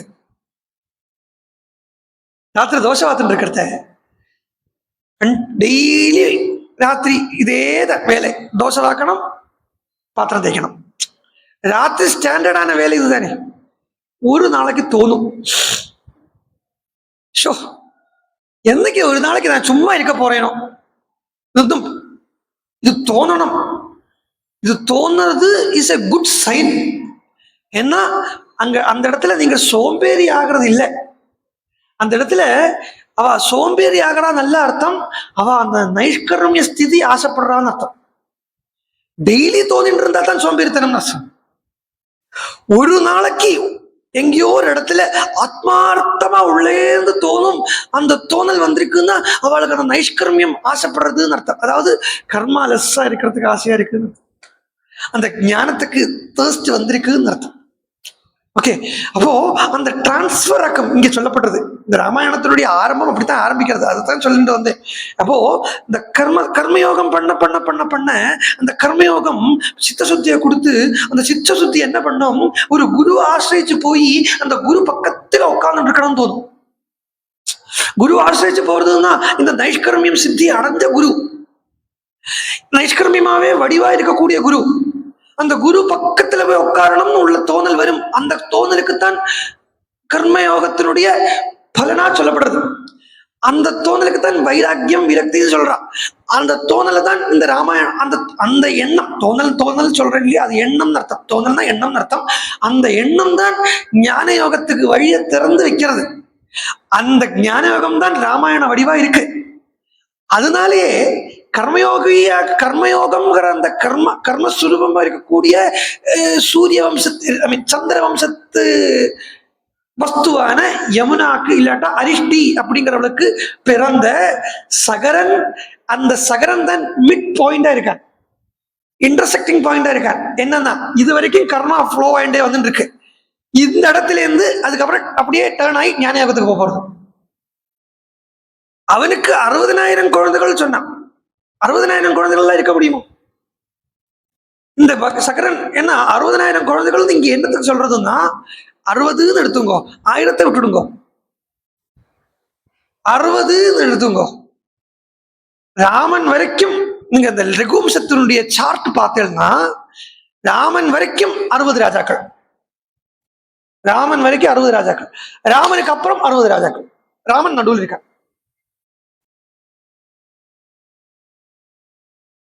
நடுவில் இருக்கு. ராமன் நடுவில் இருக்கு. ராமன் வரைக்கும் 60 ராஜாக்கள். அது அந்த 60 பேரோட கதையாக்கம் இங்க நம்ம இப்ப ஆரம்பிக்கிறோம். யாகம் பண்றான். யாகம்னாலே கர்மா தானே, ஒரு கர்ம யோகம் தானே. கொஞ்சம் கவனிச்சுங்கோ, புரியும். புரியலே தான் உங்களுக்கு புரியலைங்கிறது உங்க முகத்தை பார்த்தா எனக்கு புரிஞ்சிடும். அதனால திருப்பி ஐ வில் எக்ஸ்பிளைன். அதனால ஃபர்ஸ்ட் சகல சக்கரவர்த்தி கர்ம வாசனையோடய தான் பிறந்திருக்கார். எங்கிறதுனால கர்மாவை பண்ண ஆரம்பிக்கிறார். கர்மா பண்றதுக்கு யாகத்தை ஆரம்பிச்ச உடனே இந்திரன் என்ன பண்றார், அந்த கர்மத்துக்கு வேண்டி கொண்டு வச்ச அந்த குதிரைய அஸ்வத்தை திருடிட்டு போயிடுறார். இந்த இடத்துல இந்திரனை குத்தம் சொல்லப்படாது. இந்திரன் திருடினான், இந்திரன் இப்படித்தான். யாரு உருப்படுறது இந்திரனுக்கு பிடிக்காது, இப்படி எல்லாம் யூஸ்வலா சொல்றது. இந்திரன் தேவன். தேவாளை பத்தி அப்படி சொல்றதுக்கு நமக்கு அந்த ரைட் கிடையாது. மாத்திரமல்ல, தேவாள் சொன்னாலே ஞானிகள்னு அர்த்தம், தேவாள் சொன்னாலே பக்தாள்னு அர்த்தம். அவளை சொல்றதுக்கு நமக்கு ரைட் கிடையாது. அப்ப ஏன் இந்த இடத்துல இந்திரன் குதிரையை எடுத்துட்டு போனார் அப்படின்னா, அதான் சொன்னேன், கர்மயோகத்திலேருந்து நைஷ்கர்மியத்துக்கு கொண்டு வர ப்ராசஸ். சகர சக்கரவர்த்தியினுடைய அந்த ஸ்டேஜ். குதிரை இருந்தா நீ கர்மா பண்ணுவே. எழுதிட்டே இருக்க, எழுதுன்னு இருக்கிறத நிறுத்தணும் தான். பேனைய திருடி எடுத்து வச்சா போரும் இல்லையா? பேனாவை ஒருத்தர் எழுதுறத நிறுத்தணும் அப்படின்னா பேனாவை எடுத்து திருடி வச்சா போரும் இல்லையா? அதுக்கப்புறம் எழுத முடியாது இல்லையா? அதே மாதிரி யாகத்துக்கு இங்க பிரதானம், இந்த கர்மத்துக்கு பிரதானம் அந்த குதிரை அப்படிங்கிறது. அந்த குதிரையை கொண்டு மறைச்சு வைக்கிறதுக்கு காரணம் என்னன்னா, இவனை இந்த இந்த கர்ம கிரகத்திலேருந்து இவனை விடுவிச்சு அப்படியே ஞான மார்க்கத்துக்கு இவனை திருப்பி விடணும். கர்மாவே பண்ணிட்டு இருக்கிற இவனை அப்படியே பிடிச்சு நைஷ்கர்மியத்துக்கு கொண்டு விடணும், அந்த ஞான ஸ்திதிக்கு கொண்டு விடணும். அப்படிங்கிறதுக்காகவும் இங்க இந்திரன் குதிரைகளை மறைச்சு வைக்கிறதும் திருட்டுன்னு சொல்றது. அந்த இந்திரனும் எங்க கொண்டு போய் அந்த குதிரையை கட்டுறான்ங்கிறத பாருங்க. எங்க கொண்டு போய் கட்டுறார்? கபில பகவான் எங்க உட்கார்ந்து இருக்காரோ அந்த கபில பகவான் இருக்கக்கூடிய இடத்துல இந்திரன் குதிரையை கொண்டு கட்டுறார். கபிலர் அப்படின்னு சொன்னாலேயே சாங்கியாச்சாரியன் அர்த்தம். நம்ம பாகவதெல்லாம் நீங்க நிறைய கேட்கப்பட்டவாத. சாங்கிய யோகத்தை சொல்றதுக்கு கபிலர் வந்தார், சாங்கிய யோகத்தை சொல்றதுக்கு குதிரை கபிலர் வந்தார் தானே சொல்றா. அந்த சாங்கிய யோகம் சொன்னாலும் இன்னொரு அர்த்தம் என்னன்னா ஞான யோகம் தான் அர்த்தம். சாங்கியம் அப்படிங்கிறது பகவான் பகவத்கீதையில சொல்றத சாங்கிய யோகேன சாங்கியானாம் கர்மயோகேன யோகினாம் அப்படின்னு சொல்றார். ரெண்டு விதமான யோகம் தான் இருக்கு. ஈஸ்வரனை அடையறதுக்கு உண்டான, அதாவது ஈஸ்வரன் கூட சேர்றதுக்கு உண்டான மார்க்கத்துக்கு யோகம்னு பேர். பகவானோட கூட இரண்டரை கலரத்துக்கு உண்டான மார்க்கத்துக்கு வழிக்கு யோகம்னு பேரு. அதுல ரெண்டு வழி இருக்குன்னு சொன்னா, ஒண்ணு ஞான யோகம், அதுக்கு பகவான் வச்ச பேரு சாங்கிய யோகம். சாங்கியம்னா என்ன அர்த்தம்னா, சமயக்கு கியாயத்தே ஏயா சா சாங்கியா. எதால நல்ல அறிவு, தெளிஞ்ச அறிவு கிடைக்கப்படுறதோ அதுக்கு சாங்கியம்னு பேரு. அந்த தெளிஞ்ச கசடற்ற அறிவு, கசடு அற்ற அறிவுக்கு தான் சாங்கியம்னு பேரு. சுத்த ஞானம், அந்த சுத்த ஞானத்துக்கு சாங்கிய யோகம்னு பேரு. அந்த சாங்கிய சாஸ்திரத்தை சொல்ல வந்தவர் கபிலர்னு சொல்றார். அப்போ சாங்கிய யோகேன சாங்கியானம்னா சாங்கியத்துக்கு இன்னொரு பேர் ஞான யோகம்னு பேர். அடுத்து சொல்றாரு கர்மயோகேன யோகினாங்கிறான். சோ கர்மயோகம் வந்து சாங்கியோகம் ஞான யோகம் இதுதான் இருக்கு. இந்திரன் இந்த குதிரையை எங்க கொண்டு கட்டுறாருன்னா ஞான யோகியான கபிலர்கிட்ட எங்க கொண்டு கட்டி விடுறான். ஞான யோகியான கபிலர்கிட்ட அந்த ஞானத்தை இவரை வச்சு அடைய வைக்கிறதுக்குன்னு இந்த குதிரையை, அதாவது கர்மாவை பண்ணி பண்ணி பண்ணி பண்ணித்தான் கர்மாலேருந்து விடுபட முடியும். கர்மாவை பண்ணிட்டே இருந்தா தான் கர்மாலேருந்து விட்டு வைக்க முடியும். அந்த கர்மாவையே வச்சு நைஷ்கர்மிய ஸ்திதியில கொண்டு வர்றது. கர்மாவை, அதாவது கர்மாவுக்கு உபயோகிச்சுட்டு இருந்த அந்த குதிரையை எடுத்துட்டு நேர குரு கிட்ட, இது உபனிஷத்து தான் இப்படி சொல்றது. உபனிஷத்தை தான் ராமாயணம் சொல்றது. என்ன சொல்றது உபனிஷத்து? இத்தனை நேரமா அர்த்தமா சொல்லிட்டு இருந்ததை ஒரே ஒரு மந்திரமா உபனிஷத்து சொல்லி எடுத்து, பரீட்ச லோகான் கர்மஜிதான் பிராமணோ வேதமாயான் நாஸ்திய கிருதேன சமித்பாணிகி ச குருமேவ அபிகச்சேது ஸ்ரோத்ரியம் பிரம்மனிஷ்டம் இப்படின்னு ஒரு உபனிஷத்து சொல்றது. முண்டக உபனிஷத்துன்னு பேரு. அந்த என்ன சொல்றது, கர்மத்துல நிறைய கர்மாவை பண்ணி பண்ணி பண்ணி பண்ணி அந்த கர்மத்துல விரக்தி வந்தவன் குரு கிட்ட போனோம். குரு கிட்ட போறது எப்படி போனோம்னா சமித்பாணிகி ச குருமேவ அபிகச்சேத். சமித்பாணிகி கர்மாவுக்கு உண்டான இன்கிரீடியன்ட் தானே சமித்து. கர்மாவுக்கு உண்டான ஒரு திரவியம் தானே சமித்து. இந்த சமித்தும் கையுமா குரு கிட்ட போனோம்னு சொல்றானே, அந்த இடத்துல சமித்தா எடுத்துங்கோ. இல்லை சமித்து ஆச்சாரியால் பாஷ்யம் பண்றார், வினயம்னு பாஷ்யம் பண்றார். அஜங்கர பகவத் பாதால் அந்த சமித்துக்கு வினயம் அப்படின்னு பாஷ்யம் பண்றார். வினயம்னு எடுத்துங்கோ. எப்படி இருந்தாலும் அந்த குரு கிட்ட போறத சமித்தை கொண்டு போ, அதாவது கர்மத்துல நீ என்ன யூஸ் பண்ணிட்டு இருந்தியே அதை அப்படியே குரு கிட்ட கொண்டு கொடுத்துருந்தா அந்த வேலையை சகர சக்கரவர்த்திக்கு வைக்காமக்கு இந்திரனே அந்த குதிரையை கொண்டு சகரர்கிட்ட கபிலர்கிட்ட கொண்டு கட்டி விட்டாச்சு. சகரனுக்கான he is born with karma. ஒரு க்ஷணம் கூட அவனால ஒன்றும் பண்ணாம இருக்க முடிய மாட்டேங்கிறது. ஆக்சுவலி ஸ்பீக்கிங் கர்மா தானா விட்டு போனமே ஒழிய நம்மளா வாண்டட்டா கர்மாவை விடப்படாது. நம்மளா வாண்டட்டா கர்மாவை விட்டோமானா பலாமரத்திலேருந்து அந்த இலையை பிளக் பண்ற மாதிரி, பச்சை இலைய பலாமரத்திலேருந்து பிளக் பண்ணோமானா அதுல இருந்து பால் வரும், கரை வரும். அந்த கரையே சிலப்போ இன்னொரு புதிய பிரான்ச்சுக்கு வழி கொடுத்துரும். இதுவே காஞ்ச இலை தானாவே அதுல இருந்து விழுந்துடுத்து, ஆனா அதுல இருந்து பால் வராது. அதுல இருந்து புதுசா அந்த விழுந்த பாகத்துல இருந்து புதுசா பிரான்ச் சாகை வராது. இது மாதிரி அந்த கரிஞ்ச அந்த இலை மாதிரி கர்மா. அதுக்கு மெச்சூரிட்டி இல்லாம கர்மா விட்டோமானா சந்நியாசத்துல இருந்தா கூட அவனுக்கு கர்மத்துல தான் வாசனை இருந்துட்டு இருக்கும். கர்மாங்கிறது தானா சுயமா விட்டு போகணும். அப்ப சகரனுக்கு கொஞ்ச நாள் கூட கர்மாவை விட்டு நிற்க முடிய மாட்டேங்கிறது.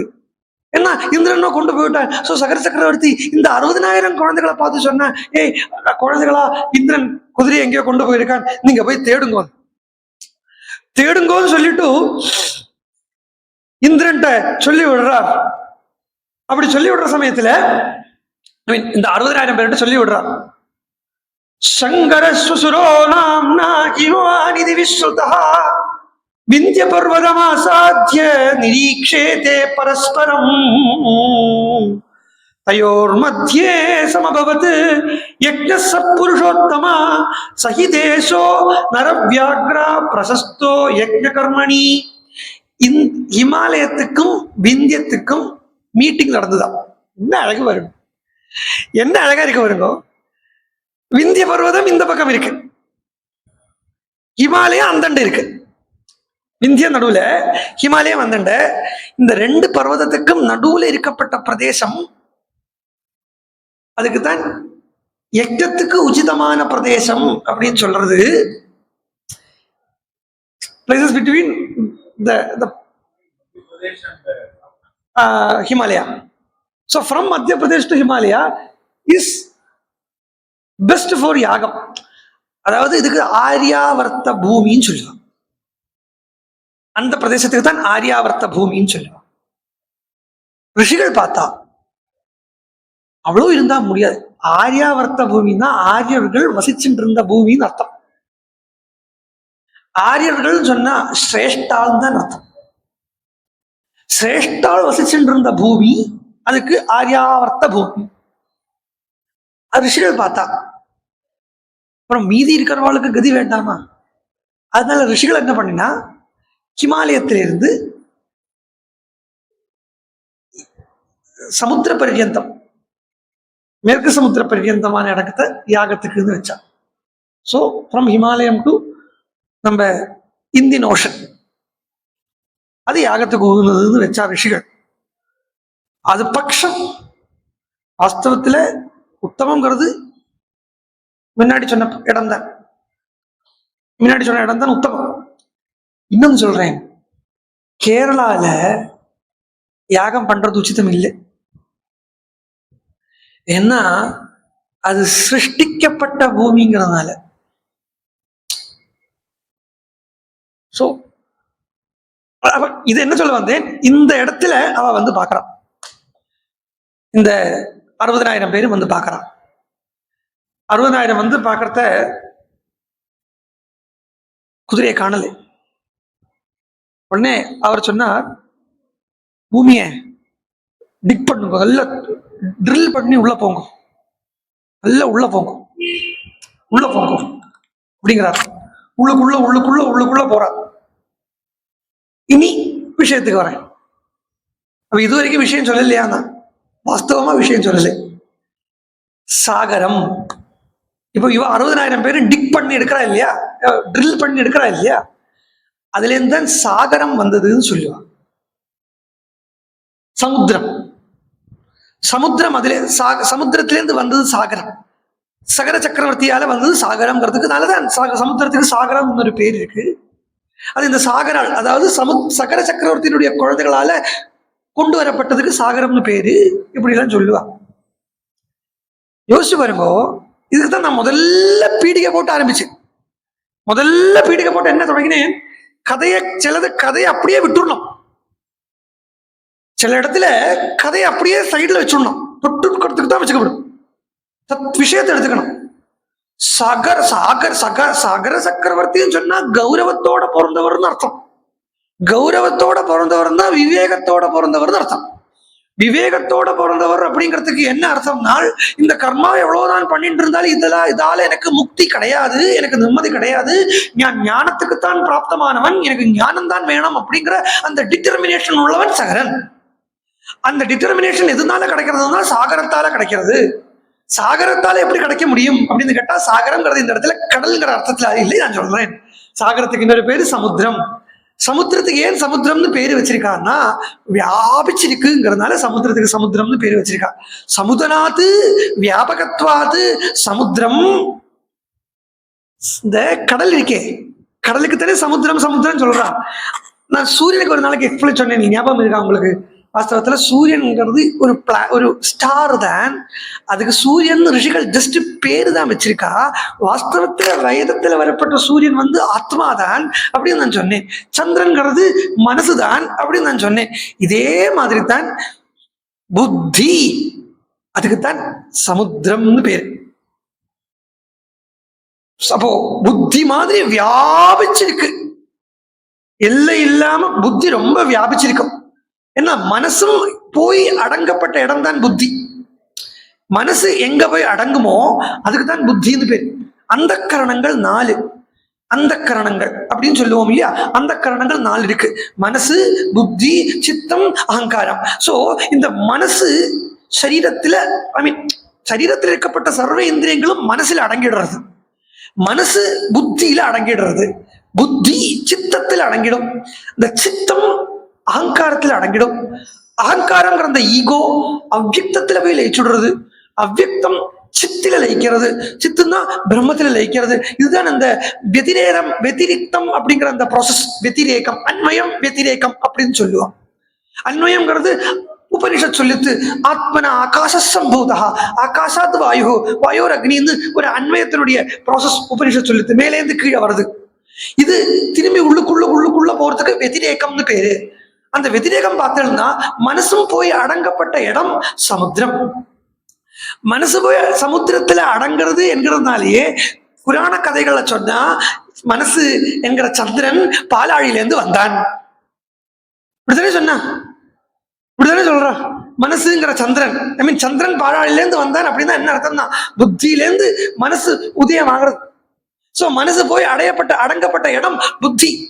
அந்த புத்தி எப்படி வியாபிச்சிருக்கோ அந்த வியாபிச்சிருக்கிறதுக்கு சாகரம்னு பேரு. அந்த சாகரத்தை தான் இங்க சொல்றாளே ஒழிய ஒரு கடலை குழி தோண்டும் போங்கல். யாரும் குழி தோண்டி கடல் உண்டாக்க முடியாது. யாரா ஒருத்தன் பிரயாசப்பட்டா, அரே ஒருத்தன் குளிச்சா கிணறே ஜலமே வர, கிணத்து ஜலமே வராது. எப்படி 60,000 பேராலும் சரி, 60 லட்சம் பேராலும் சரி கடல் வருமா? கொஞ்சம் யோசிச்சு பார்க்க வேண்டாமா? அதான் நான் சொன்னேன், கொஞ்சம் யுக்தியும் எடுத்து யூஸ் பண்ணி பாருங்க. அப்போ இந்த கடல் அப்படிங்கிறது புத்திய சொல்றது. அதனால அவர் என்ன சொல்றார், நல்ல கீழே இறங்குங்கிறார். சக்கர சக்கரவர்த்தி இந்த 60,000 புத்திராள்கிட்டையும் ஷஷ்டிம் புத்திர சகசிராணி வாக்கியமேததுவாச்ச கதிம் புத்ரா பசியாமி ரக்ஷசாம் புருஷ ரிஷபாஹ ஏகைகம் யோஜனம் புத்ரா விஸ்தரம் அபிகச்சத யாவத் துரகசம் தர்சனாத் கதத மேதினீம். இந்த மேதினிய கனனம் பண்ணுங்கோ, இன்ச்சுக்கு இன்ச்சு மேல கதனம் பண்ணுங்க, இன்ச்சு இன்ச்சா உள்ள அப்சர்வ் பண்ணி போங்கிறார். இன்ச்சுக்கு இன்ச்சா கீழே கீழே போங்கோ அப்படின்னு சொல்றது.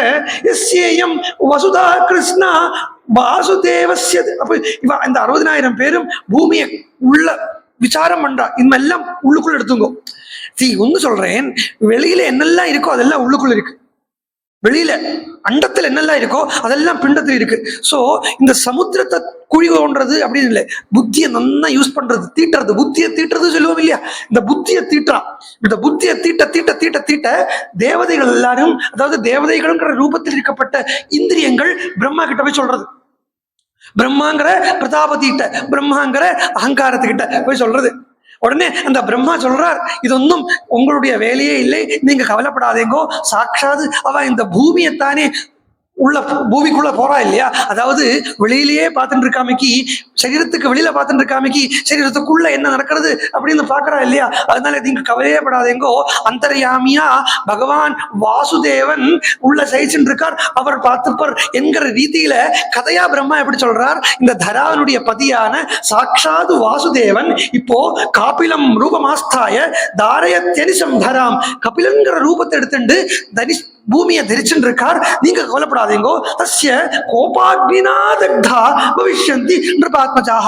அவருடைய கோபாக்னி சொன்னா வாஸ்தவத்தில் இங்க கோபம் இல்லை, அந்த இடத்துல ஞானாக்னினா தக்தா, ஞான அவருடைய அந்த வாசுதேவனுடைய அந்த ஸ்பர்சத்தை, அந்த ஞான ஸ்பர்சத்தால, ஞான ஸ்பர்சங்கிறது இங்க அனுபவம். அந்த உள்ள இருக்கப்பட்ட அந்த புத்தியை திறந்து திறந்து திறந்து திறந்து போய் அந்த புத்திக்குள்ளேயும் இருந்து, அந்த புத்திக்குள்ளே இருந்து தாண்டி அந்த வாசுதேவன பகவான உள்ள இருக்கப்பட்ட அந்த அந்தர்யாமிய அனுபவிச்ச உடனே இந்த 60,000 பேரும் போயிடுவாங்க. 60,000 பேரும் போயிடுவாங்க. 60,000 பேர்கள் போயிடுறதுன்னு அனாமதேயமா போறது. அப்புறம் இந்த ஃபேக் எக்ஸிஸ்டன்ஸா இருக்கப்பட்ட இந்த பேரோ ரூபமோ எதுவும் இல்லாமக்கி அவ சுத்தம் ஆயிடுவா. அவளும் அந்த பகவானே ஆயிடுவா. அவ பகவான் ஆயிடுவான்னு அவ அனுபவத்தில் இருப்பா. இப்படி சொல்லிட்டு பிரம்மா அவள்கிட்ட சொல்றார், இங்க பாருங்கோ, இவ 60,000 பேரும் திறக்கிறா இல்லையா, திறந்த உடனே கிடைக்கலையா. முதல்ல திருப்பி நேர அப்பா சகட சக்கரவர்த்தி கிட்ட வந்து கேட்கறா, கிடைக்கலையேன்னா. உடனே அவர் சொல்றார், நச்சவப்பஸ்யாமஹேஸ்வம் தே அவசிய அஸ்வஹர்த்தாரமேவச்சே. எங்களுக்கு அஸ்வத்தையும் கிடைக்கலை, எங்களுக்கு அஸ்வஹர்த்தாரத்தையும் அஸ்வத்தை இல்லாம பண்றவனையும் கிடைக்கல. அஸ்வம் அஸ்வஹர்த்தா பார்த்துங்கோ. அஸ்வம் அப்படின்னு சொன்னாலே குதிரைன்னு ஒரு அர்த்தம். பட் வாஸ்தவத்துல அஸ்வம் அப்படின்னு சொன்னா நாளைங்கிறது இல்லாத ஸ்திதி. இப்போ இன்னைக்கு இப்போ இந்த அனுபவம் என்ன உண்டோ இதுதான். நாளைக்குங்கிறது மிச்சை, போனதும் மிச்சை. இப்ப என்ன அனுபவிச்சுட்டு இருக்கோமோ அதுதான் சத்தியம். அதுக்குத்தான் அஸ்வம்னு பேர். அந்த உண்மைக்கு தான் அஸ்வம். அஸ்வம்னா குதிரைன்னு அர்த்தம் இருக்கட்டும், கதைப்படி ஒரு அர்த்தம் இருக்கட்டும். ஆனா வாஸ்தவத்தில் அஸ்வம் சொன்னா சத்தியம் அர்த்தம். அஸ்வத்துக்கு ஆக்சுவலா உபனிஷத்துக்குள்ளதான் திருப்பியும் போனோம். பிருகதாரண்யக உபனிஷத்தை ஆரம்பிக்கிறதையே ஒரு அஸ்வத்தையுடைய கதையை வச்சு சொல்லுங்கிறது. உஷாவா அஸ்வசிய மேத்திய சிரஹா சூரிய சக்ஷு இப்படி சொல்லுங்கிறது. அஸ்வம் அப்படின்னு சொல்றது, அந்த அஸ்வத்தை பிரஜாபதியா உபாசனை பண்ண சொல்றது பாஷ்யங்கள். அந்த அஸ்வங்கிறது சாட்சாது பிரம்மத்தை சொல்றது. அந்த பிரம்மத்தையே அஸ்வமா சொல்றது. பிரம்மம் சொன்னா சத்தியம். அந்த சத்தியத்தை காணலைங்கிறார். குழந்தைகள் 60,000 பேரும் சக்கர சக்கரத்தை சொல்றது அஸ்வத்த காணலை சொன்னா நாட் ஒரு குதிரை ஹோர்ஸ். அந்த சத்தியத்தை இன்னும் கண்டுபிடிக்க முடியலையே. அந்த அஸ்வஹத்தாரத்தையும் அந்த அஸ்வத்தை கொண்டு அந்த அஸ்வத்தை கையில வச்சுட்டு இருக்கிறவனையும் கண்டுபிடிக்க முடியலையே. சொன்ன உடனே நான் இவ்வளவு நேரமா சொல்லிட்டு இருக்கேன் இல்லையா, இந்த வால்மீகி பகவான் பிரமாணத்தை காட்டுறான். அதோடைய அந்த வாட் யூ கால் அந்த எவிடன்ஸ கண்ணு முன்னாடி இப்படி ப்ரொஜெக்ட் பண்ணி தரார். நாங்க என்ன பண்ணணும் அப்படின்னு கேட்ட உடனே அவர் சொல்றாராம், பத்ரம் தே புத்திரத்ர விசாரியதாம். இது போறாதா? புத்தி அந்த பதம் போட்டுட்டார். இவ்வளவு நேரம் என்ன சொல்லிட்டு இருந்தேன்? சாகரன் சாகரன் தான் புத்தி புத்தி புத்தி. எங்கேயாவது ஒரு இடத்துல வால்மீகி பகவான் வச்சிருப்பார். அது நம்மளால கண்டுபிடிக்க முடியாது. அன்லஸ் அண்ட் அன்டில் அந்த பகவான் வால்மீகியே காண்பிச்சு தராங்க. வாஸ்தவம் ஒண்ணு சொல்லட்டுமா? இங்க உட்கார்ந்து இருக்க இல்லையா, இங்க உட்கார்ந்து இருக்கிற நீங்களும் நானும் மோர் அதுக்கப்புறம் இதுல யாராவது பாக்குறவாளான சத்தியமா புண்ணியம் பண்ணிருக்கோம். வேற ஒன்றும் இல்லை. இது புரியட்டும் புரியாம போட்டோம். இன்னைக்கு சொன்னது புரியட்டும் புரியாம போட்டோம் சொல்லிட்டு இருக்கிறது புரியட்டும் புரியாம போட்டோம் கேட்க கிடைக்கிறது இல்லையா? இதுக்கு எனக்குமே பாக்கியம் சொல்ல முடியறது இல்லையா? பிகாஸ் இப்படி சொல்லணும்னு நான் வந்தலை. பட் அதுக்குள்ள கொண்டு போறார். அண்ட் கொண்டு போறது மாத்திரம் இல்லை, அந்த இடத்துல பிரமாணத்தையும் காட்டுறார். இப்படி யாரு கிருபை பண்ணுவோம்? தாயினும் சால பெரிதா என்ன பரிவு. சரி, புத்திரத்திர விசாரதாங்கிறார். அப்போ இன்னும் நல்லா விசாரம் பண்றது என்ன? ஆச்சாரியர் சொல்றார், ஆதிசங்கர பகவத்பாதால் சொல்றார், ஆகார சுத்தே சித்த சுத்தி. ஆகார சுத்தி ஆயிடுத்துன்னா சித்தம் சுத்தமாயிடும். ஆனா சித்த சுத்தியாத்து நத்து வஸ்து உபலப்தி. சித்த சுத்தினால மாத்திரம் பிரம்ம வஸ்து கிடைச்சிடாது. அப்புறம் வஸ்து சித்தி எப்படின்னு கேட்டா விசாரேன விசாரம் பண்ணத்தான் வஸ்துங்கிறது சித்தியாகும். தூக்கத்தை ஜாக்கிரத் சொப்ன சுஷுப்தி விசாரம் பண்ணும். அதுல ஜாக்கிரத்திலேருந்து சொப்னம், சொப்னத்திலேருந்து சுஷுப்திக்கு எப்படி போறோம் அப்படிங்கிறத விசாரம் பண்ணணும். அந்த விசாரம் பண்றது தான் பிரம்மம் சித்தி ஆகிறது அப்படிங்கிறத அந்த விசாரம் பண்றதுக்கு எதை வச்சு விசாரம் பண்றதுன்னா, விசாரம் பண்றதுக்கு இருக்கப்பட்ட ஒரே ஒரு இன்கிரீடியன்ட் புத்தி. புத்திரத்திர விசாரியதாம், புத்திரத்திர விசாரியதாம் போர். அந்த ஒரு வாக்கு போரும் இந்த ஹோல் கதையே ஐதிஹாசிக்கலி பிலாசபிக்கலா சொல்றதுக்கு. இப்படி சொன்ன உடனே திருப்பியும் தோன்றத கதையை சொல்றா. கதையாடைய கிமிக்ஸ் எல்லாம் கொடுக்குறார். அதாவது அப்பப்போ கொஞ்சம் மசாலா போட்டு விடணும் இல்லையா, அது மாதிரி மசாலா போடுறார். இங்க முதல்ல கீழ் திசையை திறந்த உடனே அங்க விரூபாக்ஷன் அப்படிங்கிற திக்கஜம் இருந்தது. 8 திக்குக்கு 8 கஜங்கள் இருக்கு. 8 திக்குக்கு 8 திக்கஜங்கள். இதுதான் பூமியை தாங்கிறது சொல்லுவான். இதெல்லாம் சயின்டிபிக்கலி சௌரியம் உள்ளப்ப சொல்றேன். இன்னைக்கு இப்ப அது சொல்லி போகல. என்ன பிகாஸ் இன்னைக்கு கங்காவதரன் சொல்லி ஆகணும். நம்ம கிட்ட ஆகப்பட 10 மினிட்ஸுக்குள்ளதான் இருக்கு.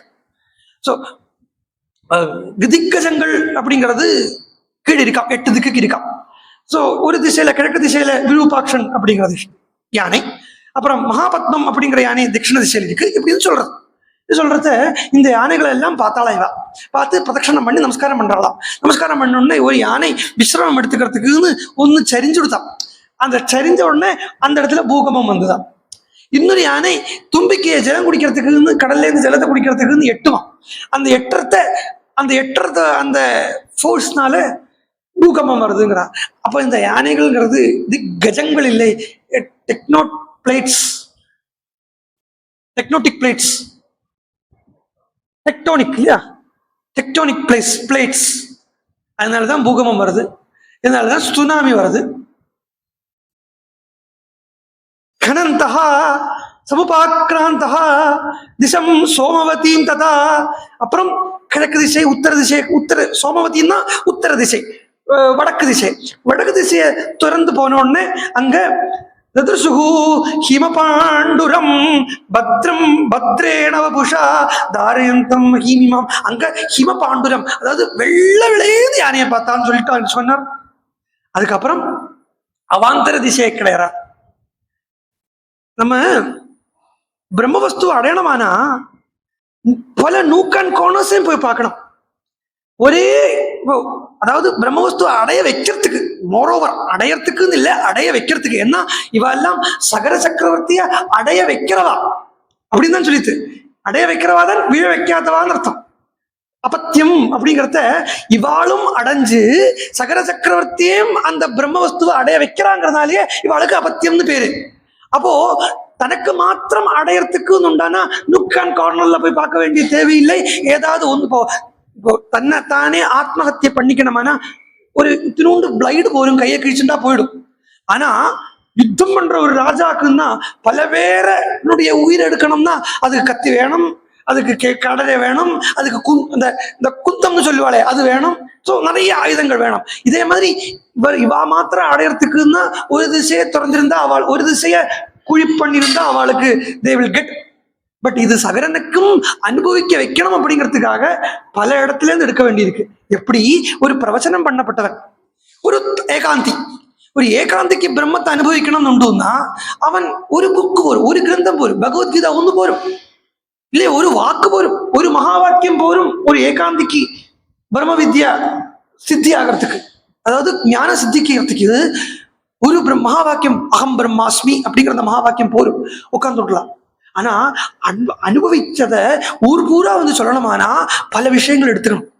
அது ராமாயணம் எடுத்துக்கணும், பாகவதம் எடுத்துக்கணும், உபநிஷத்தை எடுத்துக்கணும், பிரம்மசூத்திரம் எடுத்துக்கணும், அப்புறம் லௌகிக உதாரணங்கள் எடுத்துக்கணும். எப்படி பிரவச்சனம் பண்ணப்பட்டவனுக்கு ஏன்னா தான் அனுபவிச்சதை பல பேருக்கு அனுபவிக்க வைக்கணும். அதேதான் இந்த குழந்தைகள் 60,000 பேரும் பண்றா. தான் அனுபவிச்ச அந்த பிரம்மத்தை சகரனுக்கும் அனுபவிக்க வைக்கணும் அப்படிங்கிறதுக்காக நுக் அண்ட் கார்னர்ல போய் திறங்குறா. அதுல திறக்கிறத பூர்வோத்தர திசைக்கு போறாளாம். பூர்வோத்தர திசை அப்படின்னு சொன்னா நார்த் ஈஸ்ட், நார்த் ஈஸ்ட் திசையில போறத அங்க கபில பகவானை பார்க்கறான், அங்க கபிலனையும் பார்க்கறான், குதிரையையும் பார்க்கறான். ஞானத்துக்கு வந்துட்டோம், வித்யைக்கு வந்துட்டோம். ஏன்னா ஒரு திசையை சொல்றத ஒரு திசைக்கு ஒரு தேவதையை சொல்றது. எப்படி ராமாயணம் என்ன ஸ்ட்ரக்சர்டா இருக்கு பாருங்க. ஞான யோகம் தான் அப்படிங்கிறதுக்கு அடிச்சு ஸ்டாம்பு போட்டு குத்தி வச்சு சொல்றதுக்கு தக்குன்னு ஸ்ட்ரக்சர்டா இருக்கு பண்ணிருக்காரு வால்மீகி பகவான். அந்த குத்தி சொல்லலாம் சொல்றது ஒரு திசைக்கு ஒரு தேவதைகள் சொல்றது. கிழக்கு திசைக்கு இந்திரன், கிழக்கு திசைக்கு இந்திரன் தேவதை, மேற்கு திசைக்கு வருணன் தேவதை, வடக்கு திசைக்கு சந்திரன் தேவதை, தென் திசைக்கு யமன் தேவதை. இந்த கிழக்கு வடக்கு திசை இருக்கே, இந்த கிழக்கு வடக்கு திசைக்கு ஈசானன் தேவதை. அதனாலே அந்த மூளைக்கு ஈசான மூளைன்னு பேர் சொல்லுவாங்க. கேட்டிருக்கோ? ஈசான மூளைன்னு சொல்லுவா இல்லையா? ஈசானன்னா யாரு? வேதம் சொல்றது ஈசானன் யாரு? ஈசான திசைக்கு வந்திருக்கான், ஈசான திக்குக்கு வந்திருக்கான்னு சொன்னாலேயே வித்யினுடைய ஸ்தானத்துக்கு வந்திருக்கா, அறிவினுடைய ஸ்தானத்துக்கு வந்திருக்கான்னு அர்த்தம். அந்த ஈசானனை பத்தி வேதம் சொல்றது ஈசான சர்வ வித்யானாம் ஈஸ்வரா சொல்றோம் இல்லையா? சத்யோஜாதம் பிரபத்யாமி சொல்றத ஈசான சர்வ வித்யானாம் ஈஸ்வர சர்வபூதானாம் பிரம்மாதிபதிர் பிரம்மணோதிபதிர் பிரம்மா சிவோ மே அஸ்து சதா சிவோ அப்படிங்கிறது. இந்த இடத்துல பிரம்மாதிபதிங்கிறது பிரம்மானா ஞானம் அர்த்தம், பிரம்ம சப்தத்துக்கு ஞானம் அர்த்தம், வித்யா சப்தத்துக்கு அனுபவம் அர்த்தம். அந்த அனுபவத்தோடு கூடின ஞானத்துக்கு அதிபதியாக இருக்கப்பட்ட தேவதைக்கு ஈசானன் பேரு. அந்த திசைக்கு வந்திருக்கா. சகர சக்கரவர்த்தியினுடைய 60,000 குழந்தைகளும் தான் ஞான பிராப்திக்கு இடத்துக்கு ஞான யோகத்தினுடைய அபெக்ஸுக்கு வந்திருக்கா. அந்த கபில பகவானுடைய திருஷ்டியால, கோபாக்னி இல்லை ஞானாக்னியால சரீரம் பஸ்மமாச்சு. சரீரம் பஸ்மமாச்சுன்னு சொன்னா சரீரம்ங்கிற அந்த வஸ்து அழிஞ்சது. ஆமா, ஒருத்தன் அசமந்தன் காட்டுக்கு போனானே, அவனுடைய கதையும் சொல்லலையே கேப்பள். சொல்றேன், அவன் பிறக்கிறதுலேருந்தே நிஷ்கிரமியத்தோட தான் பிறந்திருக்கான். ஏன்னா அவன் அம்மா பேர் என்ன? எந்த ஊர்காரி? கேசினிங்கிற எந்த ஊர்காரி? விதர்ப தேசம், விதர்பம். தர்பம்னா என்ன? தர்பம் இருக்கு இல்லையா? தர்பம் எங்க இருக்கும்? ஹோமம் யாகம் கர்மா எல்லாம் பண்ற இடத்துல இருக்கும். இது விதர்பம், வித்தோடு தர்பம், தர்பம் இல்லாத இடம். இன்னொன்னு என்ன? கர்மம் இல்லாத இடம் அப்படின்னா ஞானம், ஞானகாண்டம். விதர்பம் தான் அது டிஸ்ட்ரிக்ட். அதான் நான் சொல்றேன் இல்லையா, ஜியோகிராபிக்கலி நம்ம வச்சிருக்கோம். பட் இது எல்லாமே இன்டர்னலி இருக்கக்கூடிய அந்த ஞானத்துல ஸ்பிரிக்கக்கூடிய விஷயங்கள். இந்த விதர்ப்பம் கொடுத்த கர்மா இல்லாத ஸ்திதிக்கு விதர்ப்பம்னு பேரு. அந்த விதர்ப்பத்தில் இருந்தா தான், அதாவது நைஷ்கர்மிய ஸ்திதியில் இருந்தாலே பகவான் அடையலாங்கிறத காட்டுற ருக்மிணி தேவி ஃப்ரம் வைதர்ப்பம். ருக்மிணி கர்ம ஸ்டேட்ல இருந்து வரலை, கர்ம இல்லாத ஸ்டேட்ல இருந்து வந்திருக்கா. சீதையும் சரி சரீரம் இல்லாத இடத்துல இருந்து வந்திருக்கா. ஜனகா தேகம் தேகம் தேகானுபவம் இல்லை, ராமன் அடைஞ்சா. கர்ம வாசனை இல்லை, கிருஷ்ணன் அடைஞ்சான். இதுதான். சோ இப்ப பாத்துங்கோ, அந்த அப்போ அவருடைய காரியம் விட்டுருங்க, என்ன அசமஜசுடைய காரியத்தை விட்டுருங்க. என்ன அவர் பிறந்ததுல இருந்தே நைஷ்கர்மியத்தில் இருக்கார், ஞானி ஆயிட்டா, அட்டாச்மெண்ட் இல்லாம இருக்கார். இவ அம்பட்டு பேரும் கபில பகவான் அவளை ரோஷேண மகதா விஷ்டோ ஹுங்காரேண அகரோது ததா, அவளுக்கெல்லாம் ஒரு உபதேசம் கொடுக்கிறார் கபிலர். என்ன உபதேசம்னா ஹும் அப்படின்னு ஒரு உபதேசம். இது என்கோடட் வெர்ஷன். இந்த ஹும் அப்படிங்கிறது என்கோடட் வெர்ஷன். வாஸ்தவம் ஹும் அப்படின்னா என்னன்னா ஏகாட்சரம் பிரணவம். ஓம் அது ஹும்னு வந்திருக்கு. இந்த ஓம்காரத்தினுடைய ஸ்வரூபமான ஞானத்தால, இந்த ஞான சக்ஷுசால அவளுக்கு 60,000 பேருக்கும் சரீரத்தை இல்லாம பண்ணாராம். பஸ்மீகிருதா சதா சர்வே காகுஸ்தா சகராத்மஜாக. அந்த சகரனுடைய குழந்தைகள் 60,000 பேரும் புத்திய விசாரம், அதாவது புத்தியை நன்னா தீட்டி தீட்டி தீட்டி தீட்டி ஞானத்தை அடைஞ்சு சத்வித்தியை அடைஞ்சு பாருங்கோ. இந்த சரித்திரம் இவ்வளவுதான். இதுக்கப்புறம் கங்காவதனம் 2 மினிட்ல சொல்லிடுவேன். இந்த 60,000 பேரும் நல்ல புத்தியை வச்சுண்டு, அந்த புத்தியை நன்னா தீட்டி தீட்டி தீட்டி தீட்டி நல்ல சுத்தமான ஞானத்தினுடைய இடத்துல போய் அந்த ஞானத்தால அந்த ஞான அனுபவம் பெற்று சரீரம் அப்படிங்கிற அந்த நினைவை பஸ்மீகரிச்சுட்டா. இவ்வளவுதான் ஆக்சுவலி சொல்றதுக்கு இருக்கு. ஆனா நான் இவ்வளவு முதல்ல சொல்லியிருந்தா உங்களுக்கு சத்தியமா யாருக்கும் புரிஞ்சிருக்காது மாத்திரமில்லை, நீங்க இந்த கௌரவத்தோட எடுத்துக்க மாட்டேன். இப்போ உங்க ஒருத்தர் முகத்தையும் பார்த்தாலும் அப்பா அப்படிங்கிற ஒரு வியர்ப்பு, அந்த வியர்ப்பு எனக்கு தெரியறது. அந்த ஒரு எக்ஸ்பிரஷன் நான் முதல்ல ஒரு ஸ்டேட்மெண்டா சொல்லியிருந்தேன்னா கிடைச்சிக்கா அப்படி போயிருக்கும். அடுத்து அப்ப இந்த 60,000 பேரும் சரீரம் பஸ்மம் ஆயிடுச்சு இல்லையா. இனி அடுத்த கதை வருது. இவளுடைய 60,000 பேருடைய பேருக்கும், இந்த 60,000 பேருக்கும் சொர்க்கலோகம், அதாவது சரீரத்துக்கு சத்கதி கிடைக்கணுமே அப்படின்னு கவலைப்படுறாராம் சகரன். சகரனுக்கு அப்பவும் கவலை இருக்கு. ஏன்னா சகரன் இன்னும் பூர்ண ஞானி ஆகல். அதனால சகரன் கிட்ட சொல்றார், கருடன் சொல்றார், அம்சுமான் அப்படிங்கிற சகரனுடைய பேரன். ராமாயணத்துல பார்த்தோம்னா நப்தாரம்னு வந்திருக்கும். அம்சுமான நப்தாரம்னா கொள்ளு பேரன் அர்த்தம். ஆனா வாஸ்தவத்தில் இங்க பேரன் தான் எடுத்துக்கணும். அம்சுமான்ங்கிறது அசமஞ்சசனுடைய பிள்ளை. அசமஞ்சசனுடைய பிள்ளைய ராஜாவாக பண்ணிட்டான், பட்டாபிஷேகம் பண்ணிட்டான். அம்சுமான் கிட்ட சொல்றார் சகர சக்கரவர்த்தி, நீ போய் அவளை எல்லாம் தேடு, எங்க போயிட்டா பாரு அப்படின்னு சொன்னோடனே அம்சுமான் கிளம்புறான். தேடுறதுக்கு கிளம்புறத அவனுடைய பேரே பாருங்க, அம்சுமான். அம்சு சொன்னா பிரகாசம், கிரணம் அப்படின்னு அர்த்தம். பிரகாசம் சொன்னாலே த லைட் ஆஃப் என்லைட்மெண்ட், ஞானம், ஞானமான், அவனுக்கு தான் அம்சுமான் அப்படின்னு பேரு. இந்த ஞானத்தோடு இருக்கான். இந்த ஞானியான அம்சுமான் கிளம்புறான். அந்த ஞானி கிளம்பி, அந்த ஞானி எதனுடைய சகாயத்துல ஞானத்தை அடைவன்னா வேதத்தினுடைய சகாயத்தால தான் ஞானத்தை அடைய முடியும். வேதம்ங்கிறது ஒண்ணு இல்லை, ஆனா ஞானம்ங்கிறது அதை அனுபவிக்க முடியுமே வழிய உணர்த்த முடியாது. இப்போ அவருக்கு இந்த சகரனுக்கு பூர்ணமா உணர்த்துறது அம்சுமானுடைய வேலையா இருக்கு. அப்போ வேதத்தினுடைய சகாயம் வேணுமே அப்படின்னு பார்த்தா கருடன் அம்சுமான் கிட்ட சொல்றார், அம்சுமான் இவாளெல்லாம் நீ கரை ஏத்தனமானா கங்கையை கொண்டு வா. கருடன் அப்படிங்கிற ஒரு ஆள் வந்துட்டானாலே அங்க பிரம்ம வித்யா சொன்னேன்னா, அங்க வைதிகம் பிரம்ம வித்யா ரெண்டுக்கும் உள்ள ஸ்கோப். ஏன்னா சந்தோமையான கருடன், சாமானிய கருடன் இல்லை. கருடன் சொன்னாலே வேதம். அந்த வேதம் அம்சுமானுக்கு மார்க்கத்தை சொல்றது. ஈவன்தோ அவ முக்தி அடைஞ்சாச்சுன்னு உண்டானாலும் அவளுக்கு நீ சகரனுடைய திருப்திக்காக, சகரனை ஞானி ஆக்கிறதுக்காக கங்கைய கொண்டு வா எப்படின்னு சொல்றது. சொல்லி வைக்கிறத இந்த கங்கை எப்படி கொண்டு வர்றதுன்னு தெரியலை அம்சுமானுக்கு. அம்சுமான் போயிட்டான். சகர சக்கரவர்த்தியும் காலமாயாச்சு. நான் ஒரே ஒரு கேள்வியை மாத்திரம் கேட்டுட்டு நிறுத்திடுறேன். கங்காவதரணம் நாளைக்கு சொல்றேன். பிகாஸ் ரொம்ப கடுபட ஆயிடுறது. ரொம்ப சமயம் ஆயாச்சு. கங்காவதரணம் நாளைக்கே பார்ப்போம். பட் இதுவும் கங்காவதரணத்தினுடைய சரித்திரத்தினுடைய பாகம் தானே, கங்கையை கொண்டு வரணும்னு சொல்றது.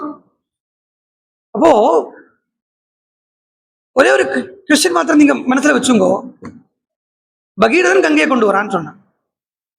அப்போ பிஃபோர் பகீரதன் கங்கை இல்லையா?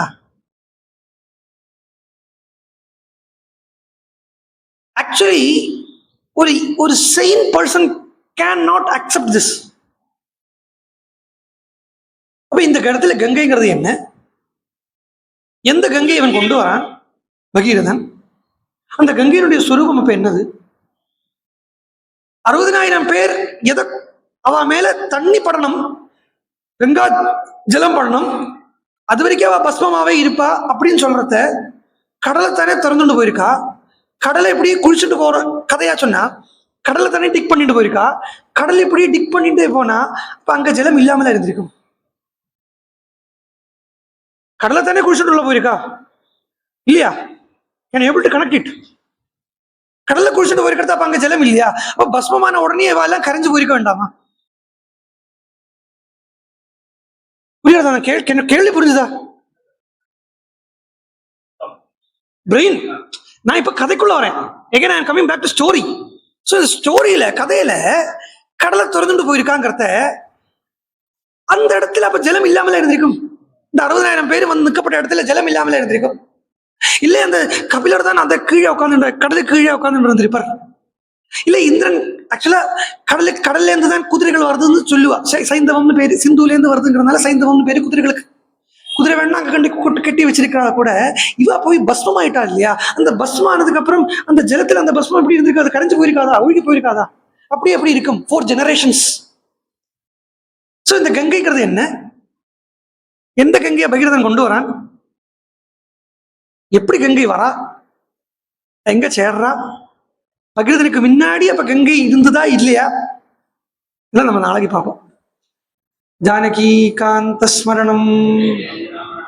ஹரே ராம ராம ராம ஹரே ஹரே, ஹரே கிருஷ்ண கிருஷ்ண கிருஷ்ண ஹரே ஹரே, ஹரே ராம ராம ஹரே ஹரே, ஹரே கிருஷ்ண கிருஷ்ண ஹரே ஹரே, ஹரே ராம ராம ஹரே ஹரே, ஹரே கிருஷ்ண கிருஷ்ண ஹரே ஹரே.